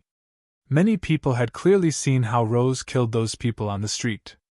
It was only a matter of time before the Hushvale City Divine Guards came looking for them. Therefore, Han Shaw had no choice but to retreat. Under the watchful eyes of the demon generals, Han Shaw led the three through block after block of streets, purposely going to some of the more secluded areas. After a while, they finally arrived at the first district of Hushvale City that resembled a slum. Divine Guards would rarely pay attention to such places. Not many members of major family clans would come here. Therefore, there shouldn't be any problems for the time being. Charlotte used her divine tablet to spend a few black crystal coins and found a simple and crude gymnasium. The four entered the gymnasium as a temporary lodging. Charlotte and Bichimos were still somewhat astonished. They looked at Lolth with very strange gazes. They did not expect that Lolth would be so daring as to kill someone in the middle of Hushvale City in front of so many aristocratic scions without uttering a single word. Of course, they had also heard Han Shou's words. "Since you're going to do it, make it clean." They were very astonished by Han Sha and Rose. They did not understand what the two were thinking. If it were up to Charlotte and Bichimos, they would at most teach that youth a lesson and humiliate him a little. They definitely wouldn't kill him along with his divine guards so easily. "Han Sha, you sure are bold." Bichimos put on an astonished face and said, "That young man should have some status in Hushvale City. For you to kill him just like that, his family clan will definitely not let us off." Rose remained calm and did not feel that her actions were inappropriate. She remained silent as usual. Han Sha had seen his fair share of ups and downs. Although he felt that Rose's actions were rather rash, he did not take it to heart. He put on a faint smile and replied, "It's just killing a good-for-nothing young man. It's no big deal." After taking a short pause, Han Sha turned to Charlotte and Bichimos and said, "Hushvale City will surely investigate the three of us. The two of you should leave Hushvale City as soon as possible. You may be in danger if you stay. I know that your family clan possesses extraordinary strength. But the death of that young man and his divine guards is a serious matter. No matter how powerful your family clan is, you will still be in big trouble." "You're not coming with us?" Bichimos asked in astonishment. "I have some matters to attend to. I will only leave after a while." Han Sha looked at Charlotte and said, "I don't have any extra medicines with me at the moment. The next time I refine them, you can send someone to the City of Shadows to purchase them. As long as you can prove your family clan's identity, I will not be as unreasonable as last time." Charlotte put on a delighted face after hearing Han Shu's guarantee. She softly thanked Han Shu before she pulled Bichimos and said, "We should head back first. I can tell that Brian and this friend possess extraordinary strength. Even if they run into trouble in Hushvale City, it shouldn't be too difficult for them to escape. But for the two of us, it won't be so easy for us to escape if we are really trapped." Charlotte had a clear understanding of the situation. For Han Shaw to not leave Hushvale City under such circumstances, he must have something extremely important to attend to. The strength Rose had displayed made Charlotte's heart palpitate. Furthermore, Han Shaw was a mysterious and unfathomable person. Charlotte believed that it was indeed unwise for them to get too close to Han Shaw under the current circumstances. Bichimos bunched his brows and seemed somewhat displeased. He shot a glance at Charlotte and softly said, "Sister Charlotte, this isn't a good idea, is it? If the two of us stay, we won't be able to help Brian. We might even become a burden to him." Charlotte's bright eyes swiveled as she softly consoled Bichimos. Upon hearing Charlotte's words, Bichimos' inquiring gaze fell on Han Shaw. Han Shaw shrugged his shoulders and said, "I still have some matters to attend to. It's more convenient to move around with fewer people." After a short pause, Han Shaw continued in a low voice, "Also, it's best that you don't get involved in what I'm doing. This will have an extremely negative impact on your Brackner family. Even if it's not for yourselves, you have to think about the interests of your family. As a descendant of a large family clan, although there were many conveniences, there were also many taboos. One had to put the interests of the family first. As a member of the Brackner family, Bichimos obviously had to think about the interests of her family. Upon hearing Han Shuo's words, Bichimos' charming face was filled with a bitter smile as she helplessly nodded. Given how Han Shu and Rose had no qualms about slaughtering people at the slightest provocation, they were definitely going to do something big in Hushvale City. Bichimos was also unwilling to bring unnecessary trouble to her family. Therefore, she had no choice but to agree to Han Shuo's suggestion. Charlotte and Bichimos continued to discuss with Han Shuo for a while, discussing some matters regarding future cooperation. Only when the sky gradually darkened did Charlotte and Bichimos finally leave Hushvale City as soon as possible. Not long after the two left, Han Shuo shot a glance at Rose and said, "Let's go. It's time for us to move to another place." The gymnasium was rented using Charlotte's divine tablet. Han Shuo couldn't help but feel a little uneasy about it. Seeing that the sky was gradually darkening, Han Shuo wanted to move as soon as possible and settle his business at the Celestial Pearl Pharmacy. Rose's killing of that young man on the street must have attracted the attention of some people. Han Shuo had to get rid of Hasling and Avery before his identity was exposed and his tracks were discovered. Otherwise, the longer he dragged things out, the more disadvantageous it would be for him. Rose did not say a word and silently followed after Han Shuo. As the night deepened, the security in Hushvale City grew noticeably tighter.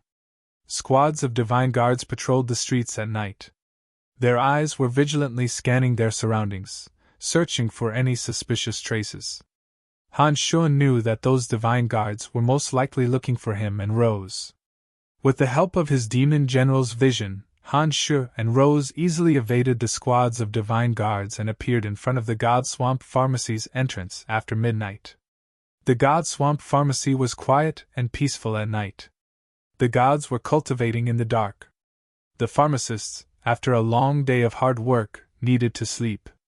At a glance, only a few rooms in the God Swamp Pharmacy were still dimly lit. During the day, his demon generals had scouted out most of the God Swamp Pharmacy's situation. He knew every area of the God Swamp Pharmacy like the back of his hand. Only the secret chambers and some hidden areas were protected by special boundaries and seals. Han Shuo was afraid that his demon generals would cause some commotion, so he did not immediately investigate them. The demon generals refined from mid-gods and low-gods, after turning incorporeal, hid in the dark and observed the God Swamp Pharmacy from afar.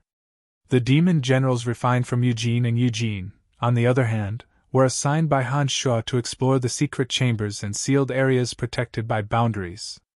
Demon generals refined from high gods were spirit demons of the highest grade. They possessed greater strength and ability to conceal themselves.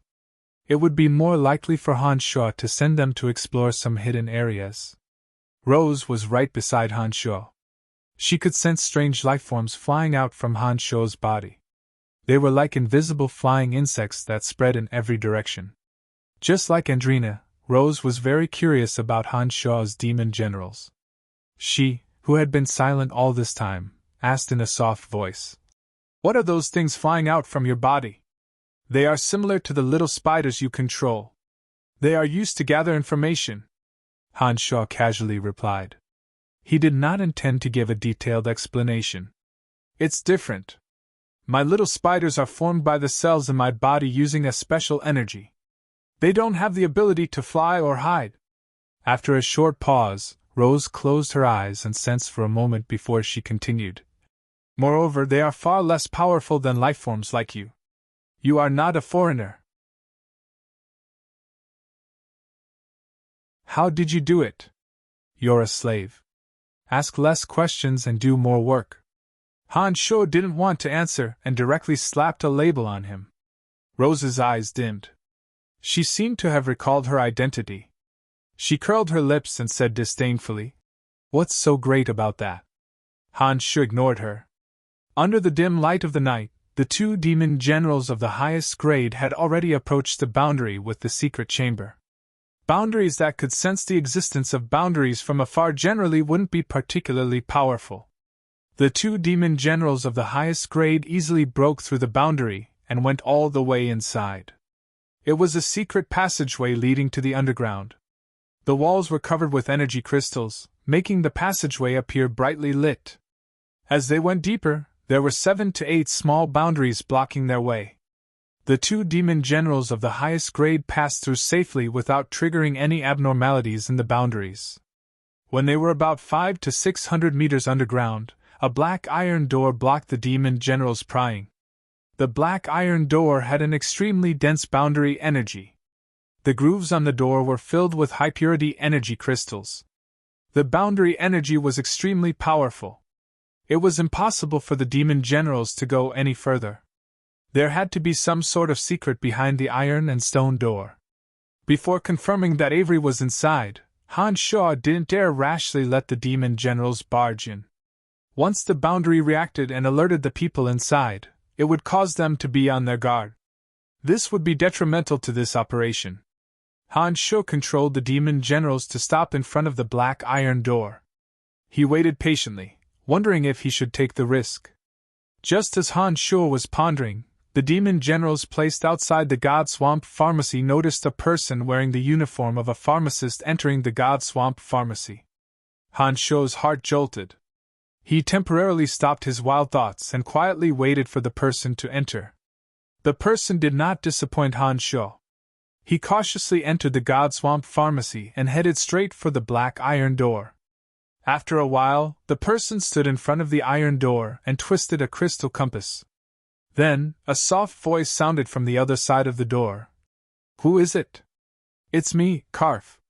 The pharmacist, who seemed to be a frequent visitor, replied softly and moved his face closer to the black iron door. The boundary energy gradually weakened. Then, the door slowly opened. A person smilingly invited Karf in and asked, "What good stuff have you brought today?" With just a glance, the demon general could tell that the gatekeeper was one of Avery's former subordinates of the 5th Corps. After Han Shaw took over the 5th Corps, he had spent a lot of time reading through the information he had on the 5th Corps. He had a good idea of who Avery's most loyal subordinates were. "Is Lord Avery still cultivating inside?" Karf put on a faint smile and asked in a soft voice. "Yes, I'll bring you there." The former 5th Corps Divine Guard replied smilingly. At this moment, the black iron door was closed and the boundary was reconnected.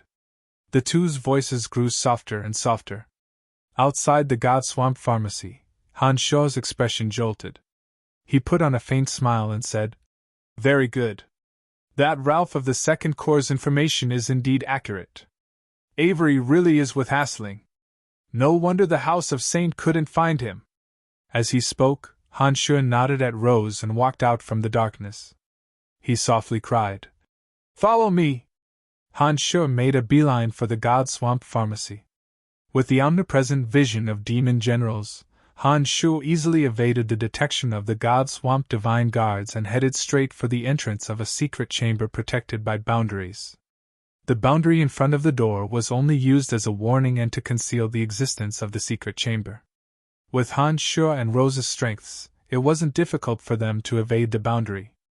The two carefully concealed their auras while Rose used her darkness divine energy to disrupt the effect of the boundary. Then, the two of them stealthily entered the secret chamber. The demon general had seen everything in the tunnel clearly. With that in mind, Han Shaw and Rose's journey was very smooth. They dismantled one small boundary after another along the way and finally arrived in front of the black stone door. The concealment ability of demon generals refined from 2 high gods was even more astonishing. It was only when Rose arrived at the door that she sensed the auras of 2 bizarre lifeforms hidden in the darkness. She looked at Han Shaw in astonishment, took a few steps back, and softly exclaimed, "How miraculous!" Even a high god of her level had to get so close to the door to detect the presence of the demon generals. How could an average person know that there was a pair of eyes right next to them? With such omnipresent vision, whether it was escaping or pursuing, it was as though they had turned on a cheating device. They were simply unstoppable. Han Shaw pointed at the powerful iron door and asked in a weak voice, "Are you confident that you can break the boundary without making a sound?" Rose took a step forward, observed for a moment, and shook her head. She replied, "No, the person who deployed the boundary is no weaker than me. If we attack, we will immediately alert the people inside." Han Shuo bunched his brows when he heard Rose's words. Then, he calmly said, "If that's the case, we can only force our way in." As soon as he finished those words, 17 flying swords instantly flew out from his body. With one thought from Han Shuo, the 17 flying swords fiercely bombarded the iron door in a special trajectory. An earth-shattering noise suddenly spread from the door.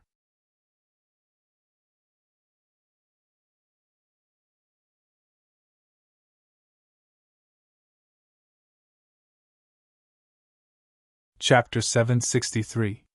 Along the way, any divine guards on Avery's side who poked their heads out would be slaughtered by the duo.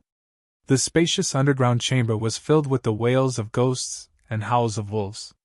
The divine guards who died to the 17 flying swords were reduced to puddles of blood.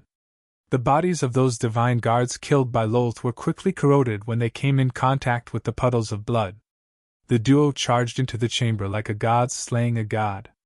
Time was of the essence, and they were in the God Swamp Pharmacy in Hushvale City. Han Shuo knew that he could not stay in this place for too long. If the divine guards of Hushvale City were to gather and surround them, even Han Shuo and Rose might not be able to escape unscathed. Therefore, Han Shuo showed no mercy. The 17 flying swords turned into rivers of blood. Han Shuo and Rose made their way to the innermost part of the secret chamber. While the massacre was taking place, the 2 demon generals had already entered the secret chamber. Avery's location had been imprinted into Han Shuo's mind through the demon generals. He did not need to spend too much time searching for Avery. He arrived at the secret chamber that Avery was in without any obstructions. Suddenly, the pharmacist from God Swamp Pharmacy named Karf screamed as he charged out from the chamber. Before he could finish screaming, 2 flying swords flashed past his neck. His head flew into the air as blood spurted out from his mouth. His body fell to the ground with a loud thud. Darkness divine energy suddenly gushed out from behind Karf. A domain of divinity was formed in an instant. The already dim secret chamber suddenly turned pitch black. A shadowy figure dashed out from the darkness at extreme speed. His divine energy caused the puddles of blood on the ground to splash towards Han Shuo and Rose. As Rose cultivated in the energy of darkness, Han Shuo's body would not affect his surroundings too much. Therefore, the shadowy figure moving stealthily through the domain of divinity did not escape the duo's sight. Han Shuo wore a calm expression and did not utter a single word. The 17 flying swords shot towards the shadowy figure, as though they had eyes. They were as fast as lightning and possessed extremely ferocious power. The ear-piercing screeches of the flying swords resonated in the secret chamber. The flying swords arrived beside the shadowy figure in an instant, and enveloped the shadowy figure, preventing him from escaping. At the same time that the 17 flying swords erupted, Han Shuo's figure retreated like a ghost, dodging the blood that poured down like a drizzle. He shouted in a low voice, "Avery, you will die today!" As soon as he finished those words, the cauldron spirit poured its energy into his body. Suddenly, a terrifying energy emanated from Han Shuo's body. In an instant, the 17 flying swords let out ear-piercing screeches and enveloped Avery. The Avicii Hell was formed in an instant. A ruthless and evil aura emanated from Avery. At the same time, Han Shuo retreated like a phantom, dodging the drizzling puddles of blood. Rose was horrified. She had planned to help Han Shuo, but the moment Han Shuo absorbed Cauldron Spirit's energy, she immediately sensed that Han Shuo was a completely different person. She turned pale with fright when she sensed the terrifying energy and the 17 flying swords going berserk. It turns out that he didn't use his full strength last time. I was planning to take revenge on him after the master-slave contract is dissolved. How laughable! How laughable! Rose felt incomparably bitter. Even Rose was intimidated by the terrifying energy within the force field formed by the Avicii Hell. She stood beside Han Shuo in a daze, not daring to approach the Avicii Hell to help Han Shuo deal with Avery. It was also at this moment that Rose completely gave up on avenging Han Sho. She even started to fear Han Sho. Rose knew Han Sho better than most people on Elysium. Back when she was on Profound Continent, Rose had secretly probed Han Sho's strength through Adele, a disciple of Han Sho's. It hadn't been long since Han Sho had gained such terrifying strength. Not only did Rose feel that it was unimaginable, but she also deeply feared Han Sho. Avery's strength was inferior to Rose's, and this time, Han Sho had borrowed Cauldron Spirit's energy. Therefore, Avery was completely powerless in the Avicii Hell. The darkness divine energy in his body was corroded by the frost and acid toxins of the 17 flying swords. In just a few seconds he had lost all hope. Han Sho suddenly dashed towards Avery and coldly shouted, "Carmelita didn't kill your children. It was me!" Avery's eyes suddenly burst out with extreme hatred. He seemed to be unwilling to die just like that. He clenched his teeth and was prepared to inflict a heavy blow on Han Sho before he died.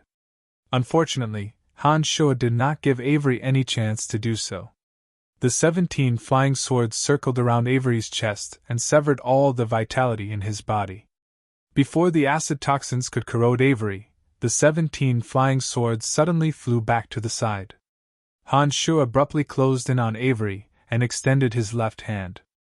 The demonic blades burst out and slashed across Avery's neck. With a burst of cold air, Avery's head flew high into the air before any blood flowed out. Han Sho conveniently took out a glass container that he had prepared beforehand and left a trace of cold air inside it. Avery's head was placed inside the glass container. Cauldron Spirit immediately flew out and absorbed Avery's divine soul at the fastest speed possible. Han Sho looked around and saw that the ground was covered in pools of blood. There was not a single survivor. He decisively shouted, "Let's go!" Rose looked at Han Sho in a daze. She softly replied, "Oh." She silently followed behind Han Sho. Her bright eyes that looked at Han Sho from behind were filled with astonishment and fear. It took less than 2 minutes for Han Sho to break into the God Swamp Pharmacy and kill everyone. Those who had sensed the abnormality underground had yet to arrive at the entrance of the God Swamp Pharmacy. Han Sho and Rose flew through the air and returned to the entrance of the God Swamp Pharmacy through the route they came from. Soon enough, they arrived at the entrance. It was only when Han Sho and Rose returned to the entrance that they saw the God Swamp Pharmacy's divine guards rushing towards them. Han Sho had used his demon generals to scout out the situation inside the God Swamp Pharmacy but did not discover any trace of Hasling. There was simply no one in the God Swamp Pharmacy that could pose a threat to Han Sho and Rose. The divine guards that came to surround Han Sho and Rose were courting death. The two showed no mercy. Several of the divine guards were killed on the spot. Han Sho and Rose did not stay for long. After killing a few divine guards that dared to block their way, they immediately flew away in case the divine guards from Hushvale City would come to them. The assassination had come to a clean and efficient end. Han Sho and Rose took advantage of the hazy night to escape.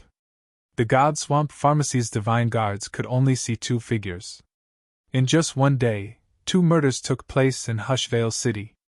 The murderers were the same bunch of people. The experts of all major family clans in Hushvale City were alarmed, especially the chief of the 6th Corps. He was frantically searching for the murderers after losing his son. He even declared that he would hack the murderers into 1,000 pieces if he found them. In the largest house of Hoffley in Hushvale City, Hofs, the city lord of Hushvale City and the patriarch of the house of Hoffley, was wearing a dark and gloomy face. The few chiefs of Hushvale City who stood before him were as quiet as cicadas in winter. They hated the murderers to the bone. "Find the murderers in 3 days, dead or alive!" Although the tall and skinny Hofs had a scholarly appearance, those who knew him well knew that he was a hot-tempered man. He was truly enraged this time. It had only been a few days since the death of Divine Guard Chief Eugene, and he had yet to find a place to vent his anger. But now, another murder had happened in Hushvale City. This had clearly exceeded the limits of his tolerance. None of the chiefs dared to say a word. Only the chief of the 6th Corps, Salohutchi, who had lost his son, shouted, "Rest assured, City Lord. All the divine guards of the 6th Corps have been mobilized. All the major city gates have received the news that no white-haired woman is allowed to leave the city. The murder at God's Swamp Pharmacy happened after the city gates were sealed. We can be certain that the murderers are still in Hushvale City. As long as we increase our search efforts, there is no way that the two can escape. I don't care what methods you use. I want them dead or alive in 3 days." Hafs was extremely enraged. He asked, "Has Hasling not returned yet?" "My lord, Hasling is in Fires and Town. We have sent word that Hasling is currently in Hushvale City. Given the distance between Fires and Town and Hushvale City, Hasling will be arriving soon," replied Lordily, the chief of the 1st Corps respectfully. Why did the two insist on killing people at God's Swamp Pharmacy? That secret chamber was littered with corpses. Not a single complete corpse could be found. Who are the people who died? Hafs slammed the table. Bang! The entire table exploded into pieces. Stone chips scattered all over the floor. Lordily put on a bitter face and said, "There are no traces at the scene. We don't know what happened for now. We can only wait for Hasling to come and ask him. City Lord, the master of God's Swamp Pharmacy requests an audience." It was at this moment that a divine guard reported from outside. Everyone was waiting for Hasling's arrival. Haf's eyes turned cold and he shouted, "Let him in." A moment later, Hasling, who had white hair and a youthful complexion, entered the room in fear and trepidation. As soon as he arrived, he bowed deeply at Hafs and said in a sorrowful voice, "City Lord, please seek justice for me." Hafs put on an impatient face and coldly groaned, "Who are the people who died in your secret chamber?" "Avery of the City of Shadows and those divine guards of the 5th Corps of the City of Shadows. After Avery had a falling out with the House of Saint of the City of Shadows, as well as the House of Saint and I, he contacted me, hoping that I could give them a place to stay. But I did not expect that such a thing would happen. The House of Saint is too audacious to commit murder in Hushvale City. They are simply looking down on our city. Last time, they killed Eugene. But this time, they are even more audacious. My lord, Hushvale City cannot remain weak any longer." Hasling cried in front of Hafs as tears streamed down his aged face. "But I did not expect that this would happen. The House of Saint is too audacious to commit murder in Hushvale City. They are simply looking down on our city. Last time, they killed Eugene. But this time, they are even more audacious. My lord, Hushvale City cannot remain weak any longer." Hasling knew that there was no way he could conceal such a major incident that happened in the God Swamp Pharmacy. Besides, he had a personal grudge against the House of Saint. No matter who killed Avery, he had to bring the matter to the House of Saint first. It would be best if Hushvale City could go to war with the City of Shadows. But even if they could not, he wanted to infuriate Hafs and teach the House of Saint a lesson. "It's actually Avery." Hafs immediately flew into a rage after hearing Hasling's words. "Why didn't you tell me earlier? Your lordship, you are very busy and the House of Saint is pursuing Avery very closely. I was planning to wait for a few days before reporting to your lordship. I did not expect that such a thing would happen. Please forgive me, your lordship. I, Hasling, have always been loyal and devoted to your lordship. I hope that your lordship will be able to see through this," Hasling hastily explained. "Your lordship, since the deceased is Avery of the City of Shadows, he shouldn't be a citizen of Hushvale City. If it really is the House of Saint, then we are in the wrong. After all, Wallace had instructed that no one from the Darkness Dominion is to protect Avery. He is determined to take Avery's head. For Avery to appear in the secret chamber of God's Swamp Pharmacy, we are in the wrong," reminded the chief of 2nd Corps. "So what? Since the House of Saint knew that Avery was in the God Swamp Pharmacy, why didn't they inform the city lord in advance? Why did they barge into the God Swamp Pharmacy and kill him? Besides, not only did they kill Avery, but they killed my son right in the middle of the street just because they had a little quarrel with him. How are we going to settle this? By doing this, the House of Saint of the City of Shadows is simply looking down on Hushvale City. If Hushvale City shows weakness, they will only become more and more unbridled. Your lordship, please understand this, shouted Salahuchi, who had lost his son. Hofs listened to the quarrel between the Divine Guard chiefs and turned to Hasling.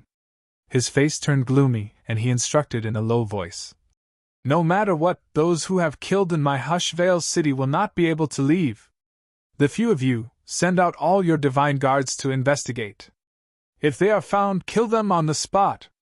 Those from the City of Shadows could kill Eugene, and now they dare to act so presumptuously in my Hushvale City. I don't care what Wallace says, they must be dead meat. Hofs did not change his mind even after learning about the cause and effect of the incident, and gave the order to kill without mercy. The Divine Guards knew that Hofs would not change his mind. The Divine Guard chiefs who had been taken advantage of by the intruders were fuming with rage. They put on cold faces and mobilized all the Divine Guards in the city to carry out a massive manhunt for the intruders.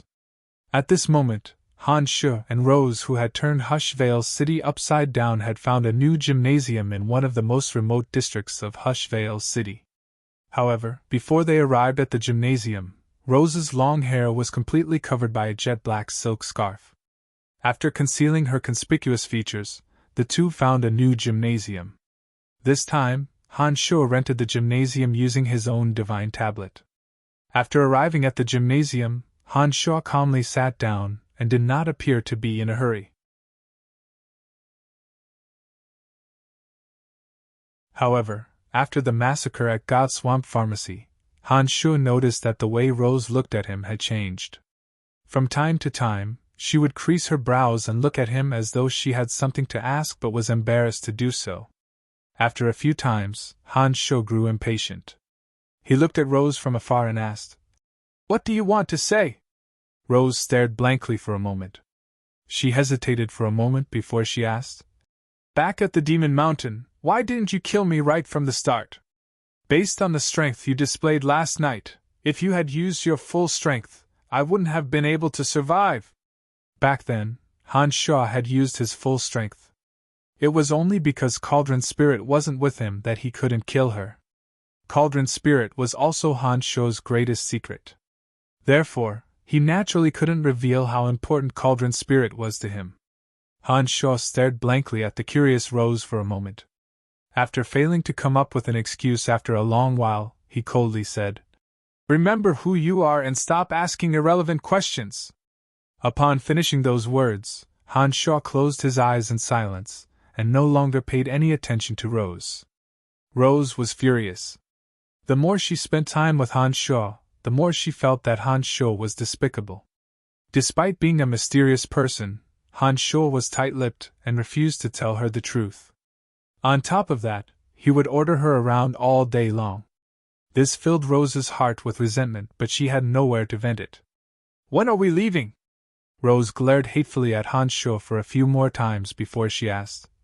"After a day and night of killing, I reckon that the entire Hushvale City is in chaos. You have also asked me to cover my white hair. You should know that Hushvale City will not let us off. Under such circumstances, if we are discovered, all the experts of Hushvale City will gather here. Even if we have decent strength, we won't be able to escape from the joint pursuit of all the experts of Hushvale City." Although Rose was confident in her own strength, she knew that it was impossible for her to escape from the encirclement of Hushvale City. She wasn't even a match for the City Lord of Hushvale City. If all the experts of Hushvale City were to gather, she believed that even Han Shu wouldn't be able to escape unscathed. Right now, Hushvale City is on high alert. There are more Divine Guards on the streets than there are pedestrians. All the city gates must have been sealed. It is not a good time for us to leave Hushvale City at this moment. We are most likely to be exposed," said Han Shu lazily with his eyes still closed. "Besides, this matter has not been settled cleanly. Haven't we already killed them all? What else do you want?" asked Rose in astonishment. We are still missing one person. This person is even more difficult to deal with than Avery. He is the master of the God Swamp Pharmacy, Hassling.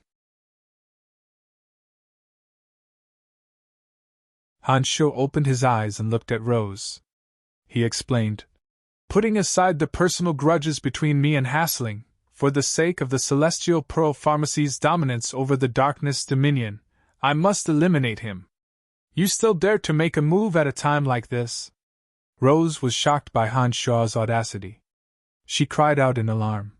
"So you know that Hushvale City is in a state of panic. Everyone is looking for the two of us. Isn't it a little too presumptuous to make a move now?" Han Sho put on a calm smile, shrugged, and comforted Rose. "Don't worry, I am confident that I can get you out of Hushvale City alive. Have a good rest. We will make another trip to the God Swamp Pharmacy at night. I believe that Hassling should have returned by now, given what happened in the God Swamp Pharmacy." Rose put on a cold face, but in her heart, she was laughing bitterly. She did not expect to follow such a lunatic. Would she be able to walk out of Hushvale City alive? Although Rose had been a cultivator for many years, she had never met someone as audacious as Han Sho, a man who looked down on everyone else. She was actually a little excited. She was both worried and excited about the assassination attempt. Her heart could not calm down.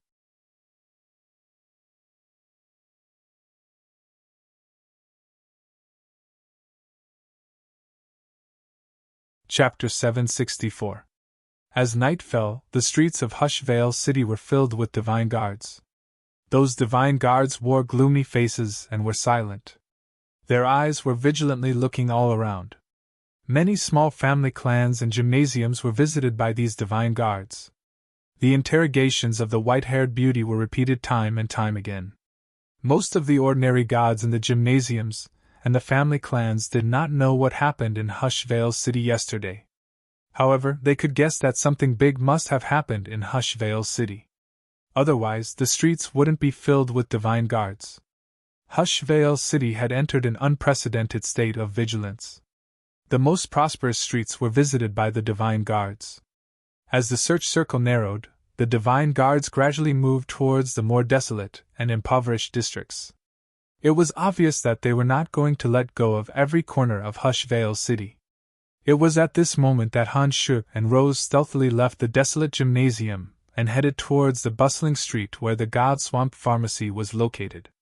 After exiting the desolate district, Han Sho immediately used his demon generals to detect the presence of divine guards everywhere. Compared to last night, even with the help of his demon generals, Han Sho and Rose found it much more difficult to move. They had to be extremely careful in order to avoid the endless stream of divine guards. On the way to the God Swamp Pharmacy, even Rose appeared rather nervous. As a mid-stage high god, Rose's hearing was extraordinary. She could hear the voice of the white-haired beauty coming from the mouth of the divine guards not far away. Not only was Rose furious, but she also felt rather uneasy. There were many times when Rose tried to dissuade Han Sho from going to the God Swamp Pharmacy. She felt a strong sense of danger from the number of divine guards they encountered along the way. The more prosperous the street, the more divine guards there would be. The checkpoints would appear again and again. Recklessly entering the God Swamp Pharmacy was no different from seeking death. However, when Rose wanted to dissuade Han Sho from going to the God Swamp Pharmacy, she saw Han Sho's determined and confident expression. For some reason, Rose felt that the journey wasn't particularly dangerous. It was as though nothing would go wrong with Han Sho by her side. Vaguely, Rose even felt a little excited. She was looking forward to the upcoming danger. The closer one got to the God Swamp Pharmacy, the more divine guards one would encounter on the streets. As the most important crime scene of yesterday's murder case, the God Swamp Pharmacy was naturally the place where the divine guards were most vigilant in their search. The chief of the Sixth Corps was also searching the area. He was like a ferocious beast that had gone berserk, cursing and swearing all the way. If it weren't for the fact that the Fifth Corps was out of sight, Han Sho wouldn't have brought Rose to the God Swamp Pharmacy. Of course, without his demon generals, Han Shuo wouldn't have been able to get close to the God Swamp Pharmacy without alerting any divine guards. With the experience of yesterday's assassination, Han Shuo knew every corner of the God Swamp Pharmacy. As soon as they approached the area, Han Shuo started searching for any concealment he could find. As Han Shuo and Rose possessed extraordinary strength, as long as there was something that could hide their bodies, the divine guards who were weaker than them wouldn't be able to detect their auras. Rose cultivated in the energy of darkness. She deliberately released a faint dark mist. In the middle of the night, with the help of the faint dark mist Rose released, Han Shuo and Rose searched for concealment step by step. After a tremendous amount of effort, they finally arrived at the vicinity of the God Swamp Pharmacy. Unlike the day before, they were still quite a distance away from the God Swamp Pharmacy. As there were many divine guards patrolling around the God Swamp Pharmacy, Han Shuo had no means of concealment. It would be impossible for them to pass through the God Swamp Pharmacy unimpeded. Therefore, they had no choice but to lie low in the distance. After killing Avery and his party the day before, Cauldron's spirit had gained a few dozen more demon generals. As Avery possessed high god strength, it would take a little longer to refine a demon general of the highest grade. Therefore, he couldn't use it for the time being. Han Shuo placed Shuo, the little demon general with meager strength, far away from the chief of the Sixth Corps and the God Swamp Pharmacy with the demon generals refined from Eugene's high god divine souls. This time, Han Shuo didn't dare to act rashly because he guessed that Hasling should be inside the God Swamp Pharmacy. Hasling possessed extraordinary strength. Even the demon generals refined from Eugene's high god divine souls would be discovered if they were to approach Hasling. Before confirming their target, Han Shuo didn't want any accidents to happen. Gradually, the two demon generals passed through the divine guards who were vigilantly looking around and entered the God Swamp Pharmacy. The process was much smoother than the previous time. As soon as the two demon generals entered the God Swamp Pharmacy, they immediately saw Hasling standing on top of a building in the distance. He was pondering something with his brows lowered. With such a major incident happening in Hushvale City and the God Swamp Pharmacy being the main crime scene, Hasling had an undeniable responsibility. In order to show the city lord that he was wholeheartedly working for Hushvale City, Hasling removed all the boundaries and seals around the God Swamp Pharmacy. He did not hide or plot anything but stood at the most conspicuous spot in the God Swamp Pharmacy, as though trying to show that he was open and aboveboard. All of Hushvale City's divine guards were on full alert. In addition, Hasling did not know that he was also Han Shuo's main target. Therefore, he was not worried about his own safety at all. Although he put on a worried face, he was actually overjoyed. He had been planning and plotting for many years for the sake of dealing with the House of Saint. How could he not be excited to see the city lord of Hushvale City so irascibly declare war? As soon as the demon generals entered the God Swamp Pharmacy, they immediately saw Hasling standing proudly at the highest point. His hair was white, and his face was as fair as jade. Han Shuo immediately confirmed that it was indeed Hasling. He turned to Rose and said, "Found him! Where is he?" Rose stared blankly.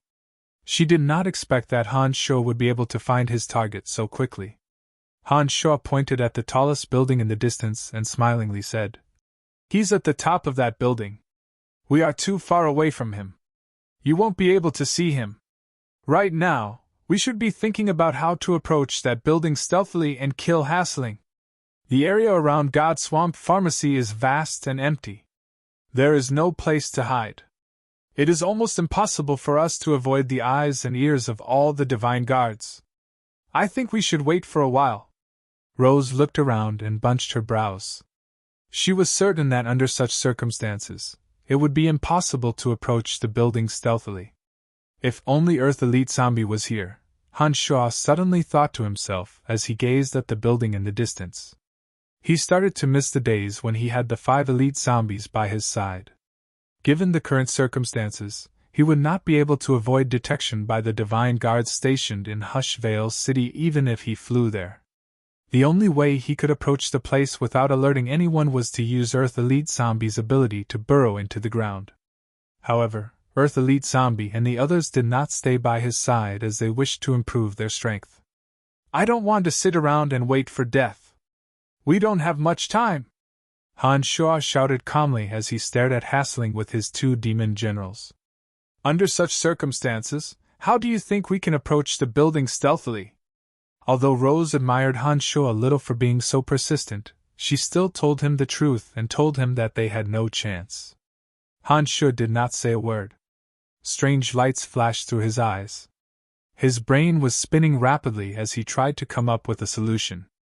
After a long while, the corners of Han Shuo's mouth curved into a confident smile. He laughed and said, "I got it! What do we do?" Rose was startled. She looked at Han Shuo in astonishment. She did not know what Han Shuo could do under such circumstances.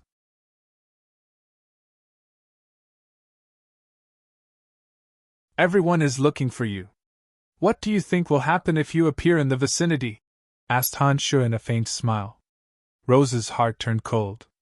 She put on a dejected face and did not look at Han Shuo. She lowered her head and softly said, "You want me to lure them away? I don't think I can escape from the pursuit of the entire Hushvale city without your help.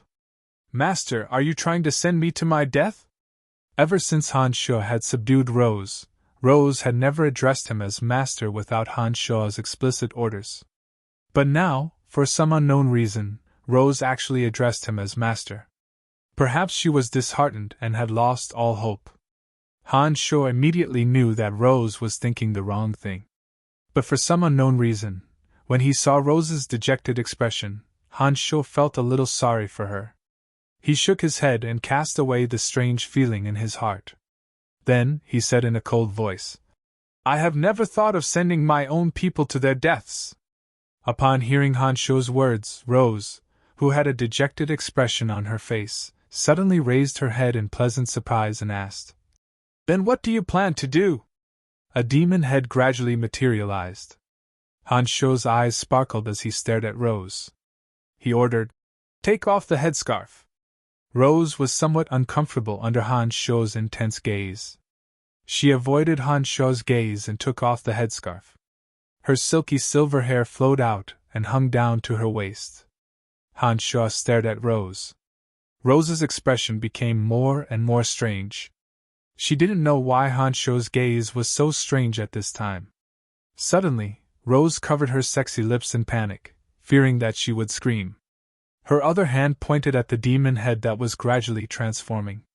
Rose couldn't believe it. Her heart was in a mess. "It's not you. It's just a condensed illusion." "How is it?" "It's very realistic, isn't it?" Under Han Shuo's mental manipulation, the demon head took on the appearance of Rose. Her beautiful silver hair was very eye-catching. Rose looked at Han Shuo and nodded repeatedly. She was so astonished that she couldn't utter a word. Anyone who was not mentally prepared for this would be at a loss like Rose. They would not know what to do for a moment. "It will lead those divine guards away for you. As long as they keep a suitable distance, those divine guards won't be able to tell the difference between you and the real you. By the time those divine guards discover the difference in aura between you and the demon head, it will have completed its mission and will have vanished into thin air. By then, we will have joined hands to kill Hassling," explained Han Shuo smilingly. Rose stared blankly for a long while before she finally came to her senses. She cried out in surprise, "That's amazing! Is there any problem now?" Han Shuo, who was in a hurry to get rid of Hassling, asked Rose one last time. "Yes, there's no problem now." Rose suddenly felt rather embarrassed.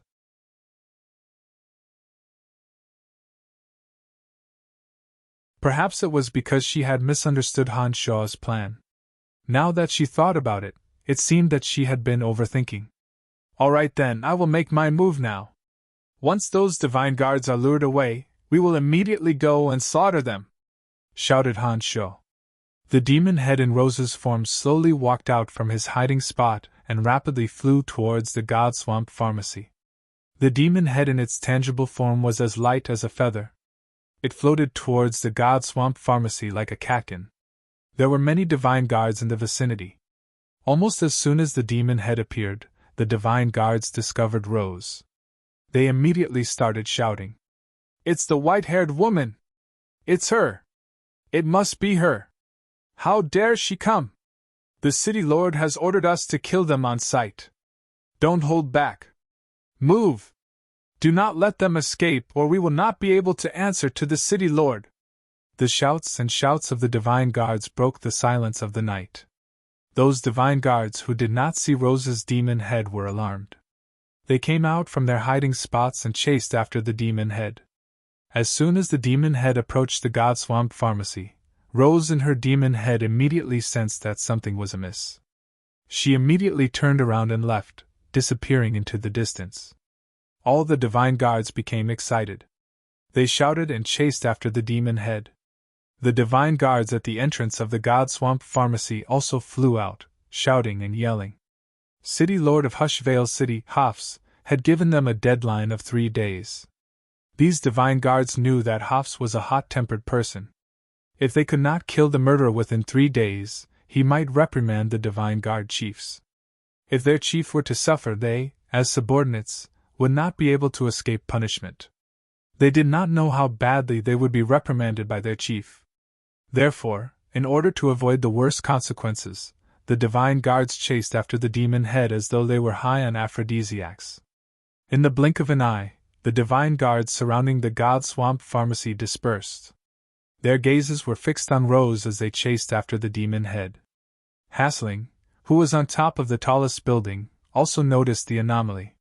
He hesitated for a moment, but ultimately decided not to give chase. It was the duty of the Hushvale City Divine Guards to hunt down murderers. Although he was very curious, he could only suppress his curiosity. He thought to himself, "Has that woman gone mad?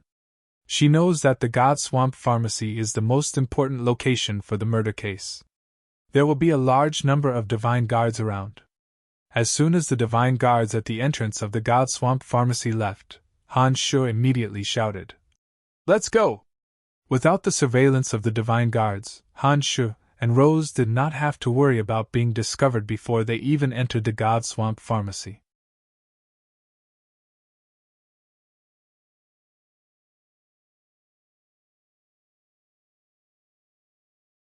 He desperately resisted the corrosive power and cold toxins of the 17 flying swords. He shouted, "I recognize you! You are the master of the Celestial Pro Pharmacy. I recognize you too. You once framed me and nearly caused my Celestial Pro Pharmacy's downfall in the City of Shadows. Also, you have an extraordinary relationship with the God Hunters, and the God Swamp Pharmacy is the largest pharmacy in the Darkness Dominion. Therefore, you must die today!" Han Shu suddenly let out a low roar and opened his eyes wide. The 17 flying swords that enveloped Hasling suddenly transformed into indistinct shadows that interweaved into a large net that wrapped around Hasling. Han Shu, who had seen the Hushvale City Divine Guards approaching with his demon generals, abruptly approached Hasling. Han Shu summoned all the energy in his body and swung the demon's lair edge at Hasling. The energy of his 2 avatars and his main body blasted out. In an instant, as though some sort of bizarre transformation had occurred, Hasling's head was sent flying by the demon's lair edge. Cauldron Spirit suddenly flew out and collected Hasling's divine soul at the fastest speed possible. Han Shu casually collected Hasling's space ring and shouted, "Let's go!" Upon finishing those words, Han Shu flew into the distance with Rose following closely behind.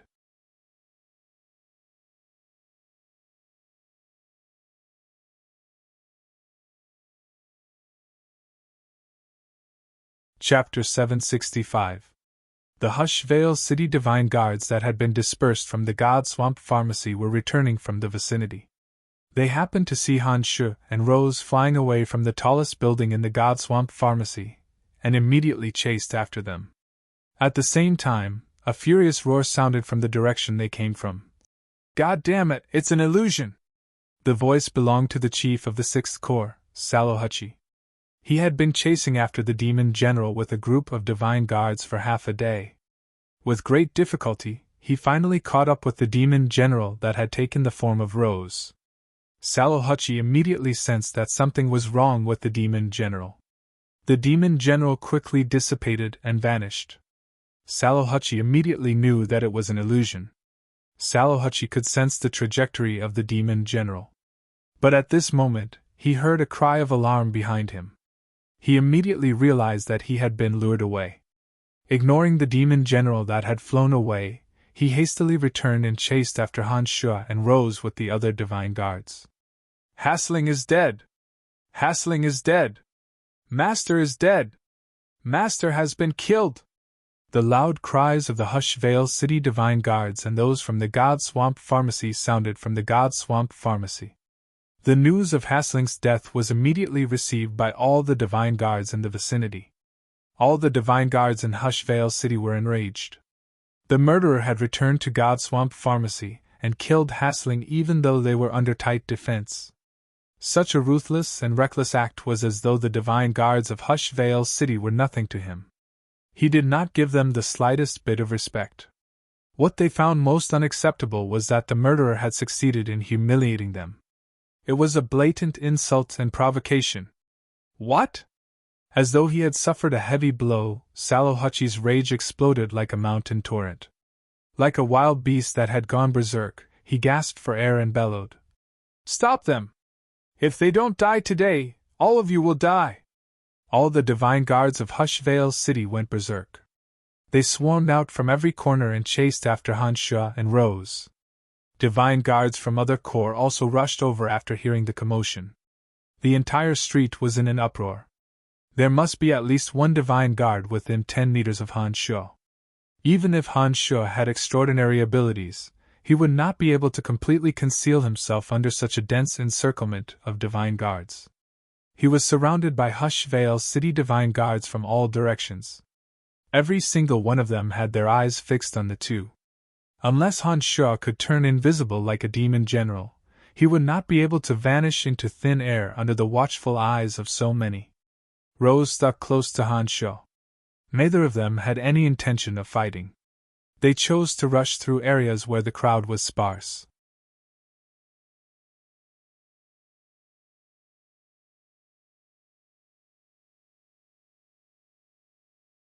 They could not take advantage of the darkness to avoid being noticed by more divine guards. Their every move and movement would soon be exposed. Rose started to panic. The sudden brightness of the energy towers meant that the two of them had alarmed all the major family clans in Hushvale City.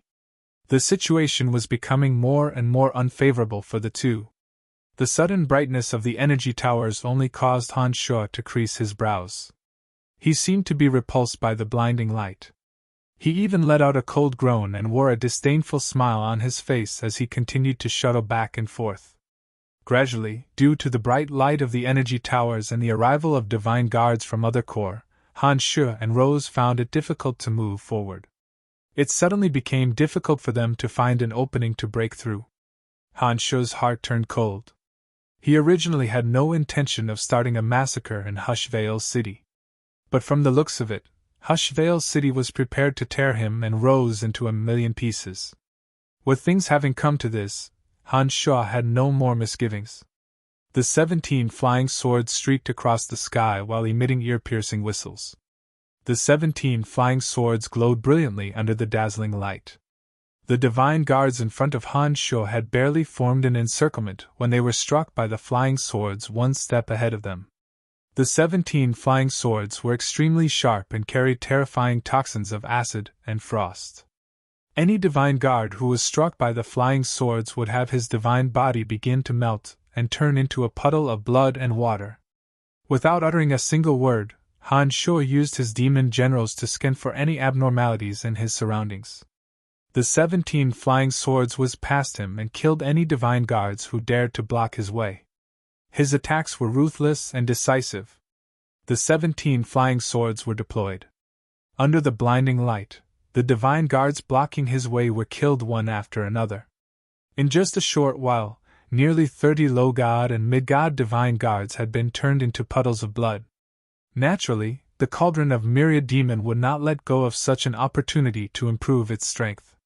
It immediately flew out from Han Shuo's body and started absorbing the divine souls.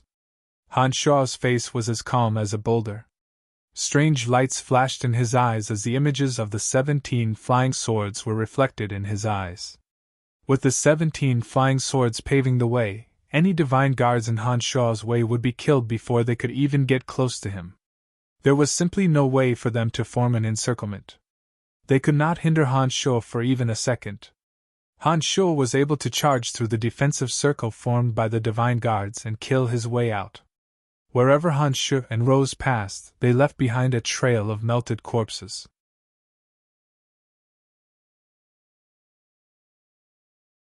The divine guards in the vicinity who saw Han Shuo killing anyone who got in their way started hesitating.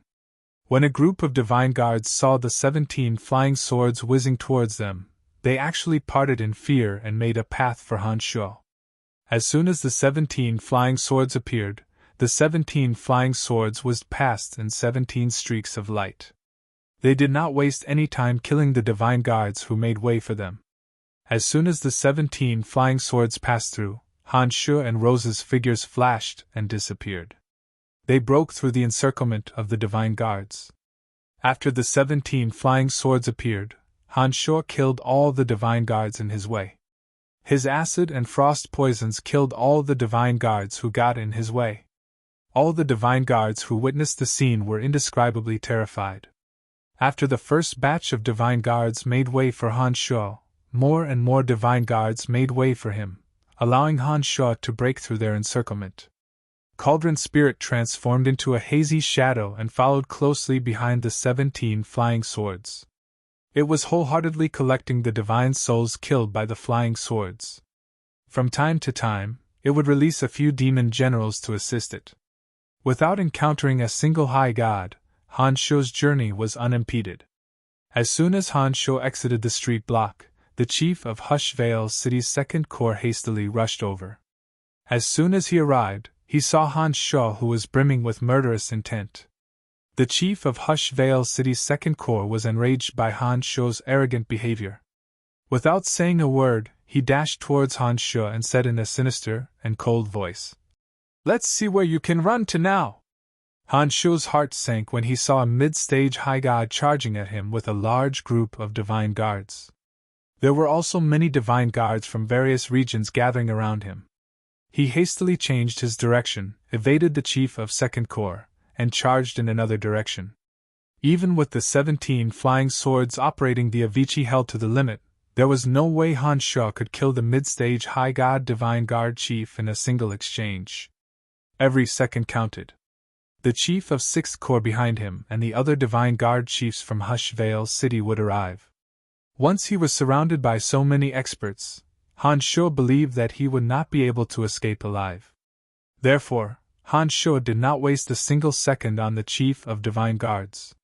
He evaded the chief and charged from the weaker side. The whistling noises of the 17 flying swords were extremely ear-piercing. The divine guards on the other side were caught off guard. In an instant, the 17 flying swords pierced through their abdomens. Their bodies that had yet to melt into puddles of blood were sent flying high into the air. Blood spurted everywhere like arrows. "Don't retreat! Stop him even if you have to die!"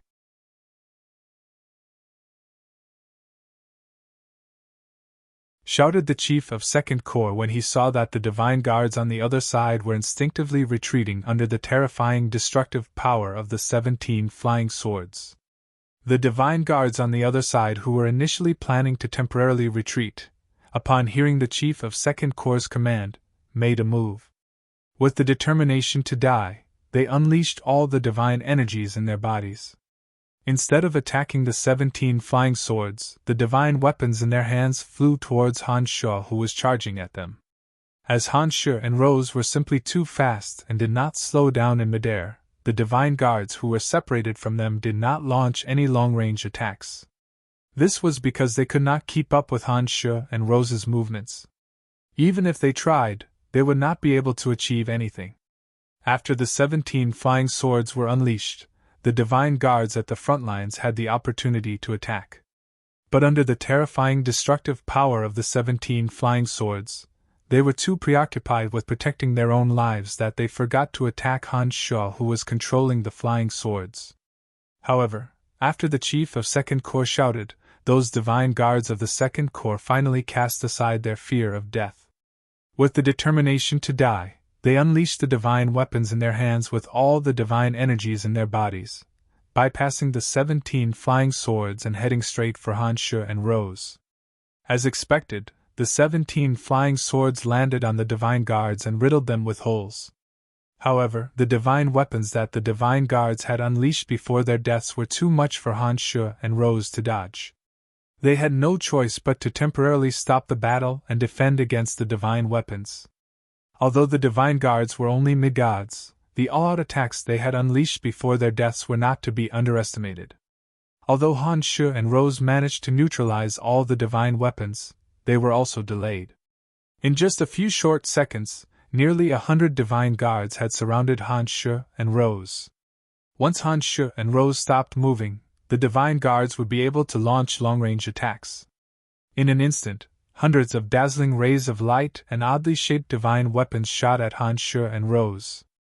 The 17 flying swords that were used to kill Han Sho and Rose had no choice but to return to their sides to defend against all kinds of attacks.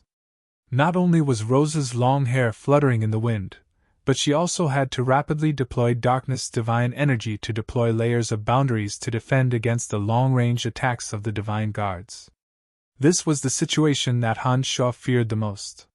No matter how powerful he and Rose were, it would be very troublesome for them to be surrounded by hundreds of divine guards, especially when one of them was the chief of Second Corps.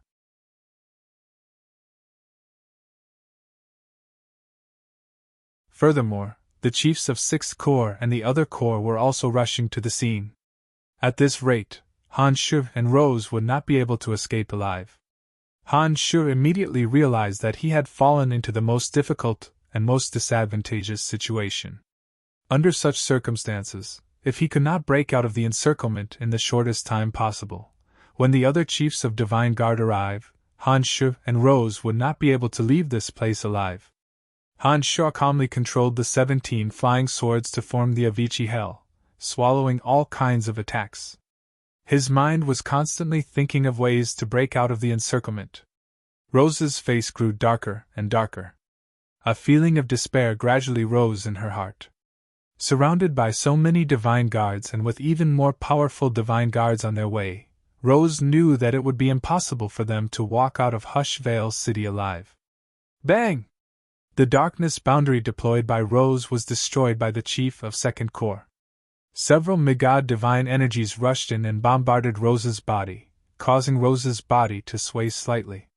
When the chief of Second Corps saw that Rose seemed to be the weaker of the two, he immediately put on a cold smile and focused his attacks on Rose. Han Sho's face jolted. He calmly commanded Cauldron Spirit, "Release all the demon generals. I want to turn Hushvale City upside down."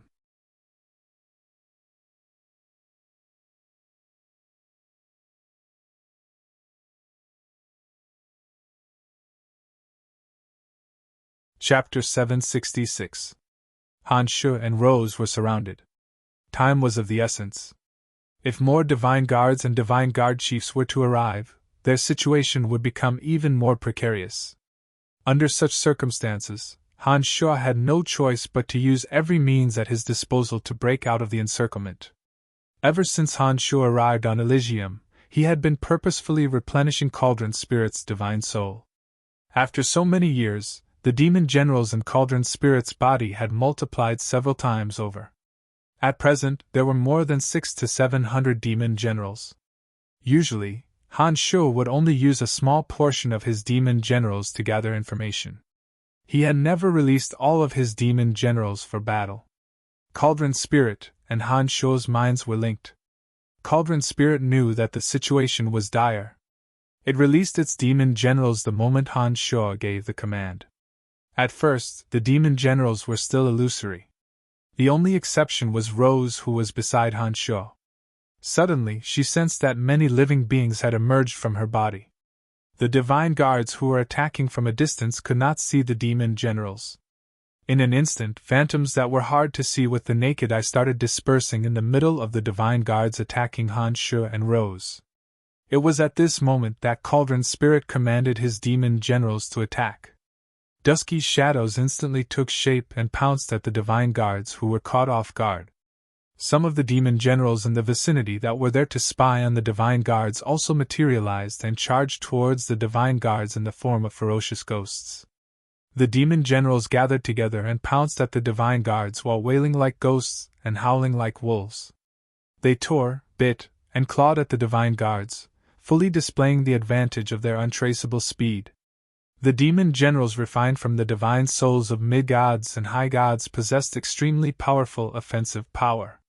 Furthermore, the demon generals would attack in large groups. They were not afraid of ordinary divine weapons or divine energy. The sudden burst of demon generals instantly penetrated the divine guards' bodies and gnawed at their divine souls. Suddenly, the divine guards of Hushvale City started shrieking in terror. Many of them had their divine bodies invaded by the demon generals. The divine energy in their bodies was being drained like a broken dam. Their divine souls were being corroded by the demon generals and their consciousness was fading away bit by bit. The demon generals could materialize and transform into an illusory form.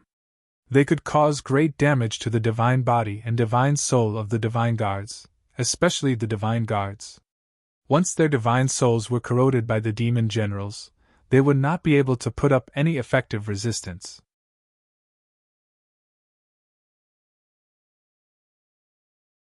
When the divine guards' divine energy and life force were completely consumed by the demon generals, their divine souls would lose their self-awareness and become fertilizer for the cauldron of myriad demon. One demon general after another whizzed past.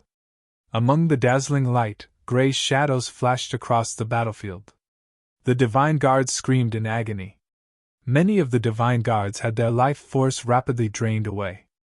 Although there was not a single trace of blood on their bodies, their eyes were rolled up and they fell to the ground. When the other divine guards went to check on them, they discovered that they were all dead. The battlefield was in utter chaos. 500 to 600 demon generals were rampaging about. The demon generals outnumbered the divine guards around them. More often than not, the demon generals would gather in groups of a dozen or so and suddenly rush into a divine guard's body. They would devour the divine guard's life force in an extremely short amount of time. What's that? What the hell is that? Ah, Locke is dead. What the hell is that? Why are divine weapons ineffective against me? What's in my body? I can't kill him. Why can't I kill him? Everyone, retreat! Is it a large-scale invasion? I'm going to die too. The Hushvale City Divine Guards were panic-stricken. They had never seen a life form as unique as demon generals. Ordinary attacks could not pose any threat to the demon generals. The divine guards who could not find a suitable way to deal with the demon generals were unable to retaliate at all. The demon generals took the opportunity to kill dozens of them. Cauldron Spirit drifted out like a feather. Cauldron Spirit concealed itself and began harvesting divine souls from the divine guards. At the same time, it commanded the demon generals to attack the divine guards who were most susceptible to the demon generals. The chief of Second Corps was shouting and yelling among the divine guards. He was trying to rally the divine guards to put up an effective resistance. However, as everyone was panic-stricken and the demon generals were constantly howling and wailing, not many could hear his voice. Cauldron Spirit knew that the chief of Second Corps possessed extraordinary strength. Therefore, it did not allow the demon generals to get close to him. It focused on attacking the weaker divine guards and made the battlefield more and more chaotic. The demon generals refined from High God Eugene were even more powerful. The divine guards had no way to defend against them. In the blink of an eye, their life force was completely devoured by the demon generals of the highest grade. Their souls were immediately collected by Cauldron Spirit. 200 to 300 divine guards were screaming and yelling. People around them were dying one after another. Under such circumstances, no one had the energy to deal with Han Shu and Rose.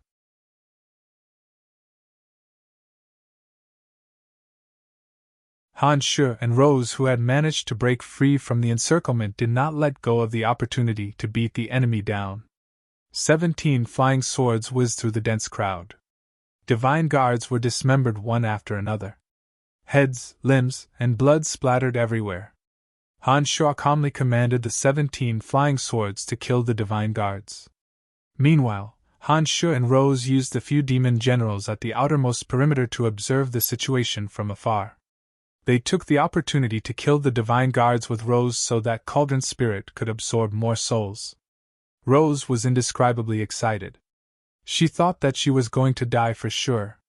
But now that she had a chance to live, her willpower to survive gave her an astonishing fighting spirit. Following behind Han Shu, Rose mercilessly slaughtered the divine guards around her. In just a few short minutes, more than 100 divine guards surrounding Han Shu and Rose were killed. Although the chief of Second Corps was shouting and yelling, it was to no avail. He could only watch helplessly as the number of divine guards around him dwindled and died. The divine guards started screaming in panic. They could not think of a way to deal with the demon generals. The more anxious they were, the more powerless they became. The sight of their friends dying one after another had cast a psychological shadow on their hearts. They were at a complete loss as to what to do next. The chief of Second Corps frantically shouted, but to no avail. Instead, he discovered that Han Shu and Rose were charging towards him. The 17 flying swords cleared a path for the divine guards. One after another, divine guards were sent flying into the air. Dozens of demon generals swarmed over like a dark cloud behind Han Shu. The chief of Second Corps was greatly shocked.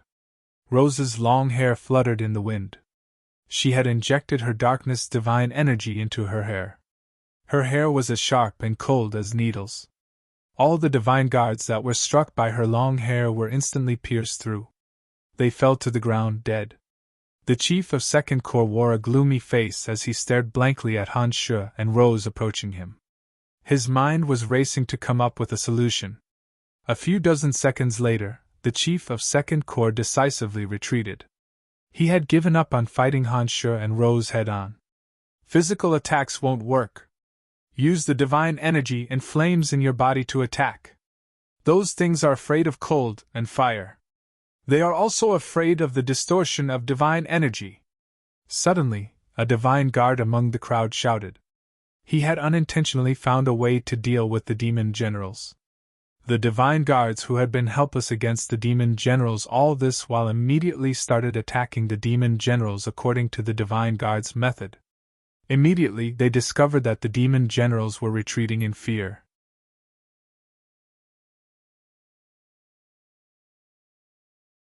Some of the demon generals that failed to escape in time would even shriek strangely after being burned by the flames. They seemed to have sustained some injuries. With that, the divine guards were no longer at a loss. They started using the new method to deal with the demon generals. The remaining divine guards had found the weakness of the demon generals, and the number of casualties sharply decreased. Those divine guards who had their bodies invaded by the demon generals would burn the demon generals with their flames. The demon generals would flee before their divine bodies were charred black. When Han Shu saw that the divine guards had found the demon generals' weakness and that more and more divine guards were converging on the battlefield through the demon generals that were patrolling in the distance, he coldly groaned and said to Rose, "Let's go!" Upon finishing those words, Han Shu took the lead and charged towards the battlefield. Rose did not hesitate and immediately followed after him. Several hundred demon generals gathered like a large dark cloud that covered the 17 flying swords. They cleared a path in front of Han Shu. The few scattered divine guards who tried to block their way were either killed by the demon generals or killed by the 17 flying swords. Han Shu and Rose were unimpeded. Every living being had a weakness. Nothing was invincible. Demon generals were no exception. However, even if demon generals were afraid of cold and fire, several hundred demon generals could easily entangle a single person to death. It was just like how a swarm of locusts and ants in the desert would not be scary if they were alone. Anyone could easily pinch an ant or a locust to death. However, if a swarm of tens of thousands of locusts and ants were to charge at them, they would have no choice but to retreat or be gnawed to death. Therefore, with several hundred demon generals and the 17 flying swords hidden in the dark cloud, the divine guards who tried to block their way were all annihilated on the spot. Hans Sche and Rose were able to escape the encirclement. With the help of a few dozen invisible demon generals, Hans Sche and Rose took advantage of the fact that the encirclement had yet to fully take shape. They chose areas with fewer divine guards and slaughtered their way out of the encirclement. Then, without saying a word, they charged towards the city gate they came from. The night was even crazier than the night before. Hans Sche believed that if he didn't leave tonight, the patriarchs of all the major family clans in Hushvale City would be mobilized. Perhaps even the city lord of Hushvale City would join the fray. Hans Sche did not believe that he alone could fight against everyone in an entire city. Therefore, he had to escape from Hushvale City as soon as possible. Once they left Hushvale City, they would enter a vast mountain range.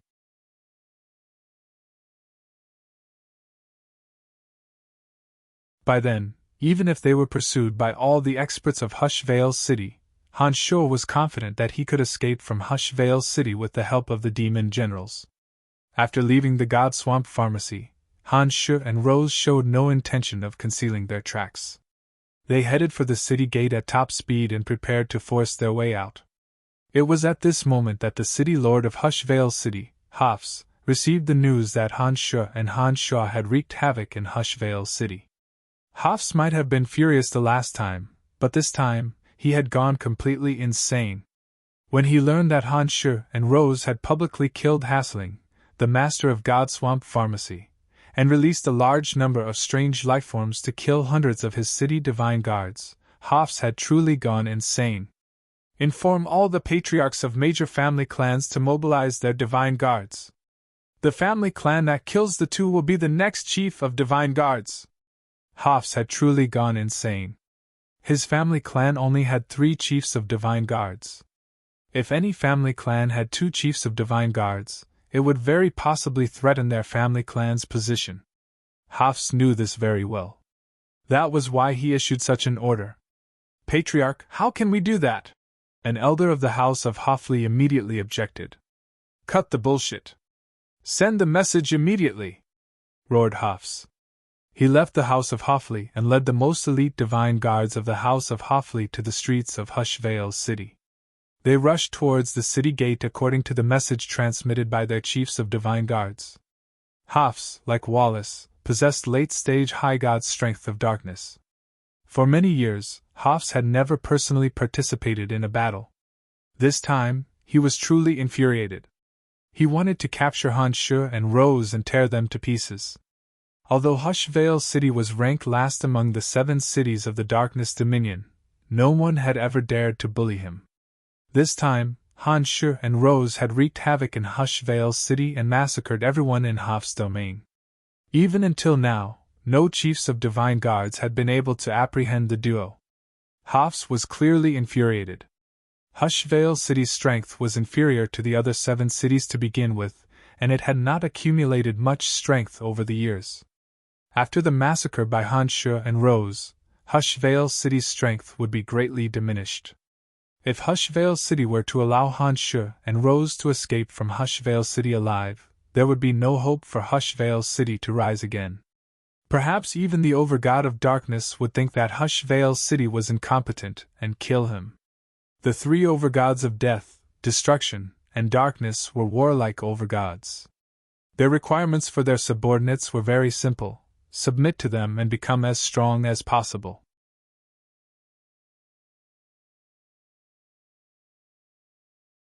The reason why Wallace, Hafs, and the others were able to become the lords of the 7 cities of the Darkness Dominion was that they possessed extraordinary strength, and their family clans were powerful. If they could not prove themselves to the Overgod of Darkness, it was very likely that they would be abandoned by the Overgod. When Hafs led the most elite divine guards of his family clan out of the Hoffley residence, the patriarchs of the other major family clans in Hushvale City had also received the news from the Hoffley residence. When they heard that the person who killed Hans Sche and Rose would take over the position of chief of divine guards that had been left vacant after Eugene's death, they were all excited. These patriarchs who had their own plans immediately began to gather the most elite divine guards of their family clans. For the sake of their family clans' future interests in Hushvale City, all the major and minor family clans in Hushvale City were mobilized. All the major and minor family clans in Hushvale City who were interested in the position of Chief of Divine Guards were mobilized. The most elite divine guards of the major family clans were mobilized. Hushvale City, which had not yet calmed down, was plunged into an even greater commotion. Some of the ordinary gods in the city who did not know what was going on were indescribably shocked. They thought that the Dominion of Life and the Dominion of God of Light had launched a large-scale invasion. Hushvale City was in chaos. Rumors were flying everywhere. There were many different versions of the actions of the major family clans. Some of the divine guards who knew the details had exaggerated the strength of Hanshua and Rose, adding a layer of mystery to the duo. You're tuning into the Phoenix Knights YouTube channel. Don't forget to subscribe and join us on this journey to catch the most captivating stories.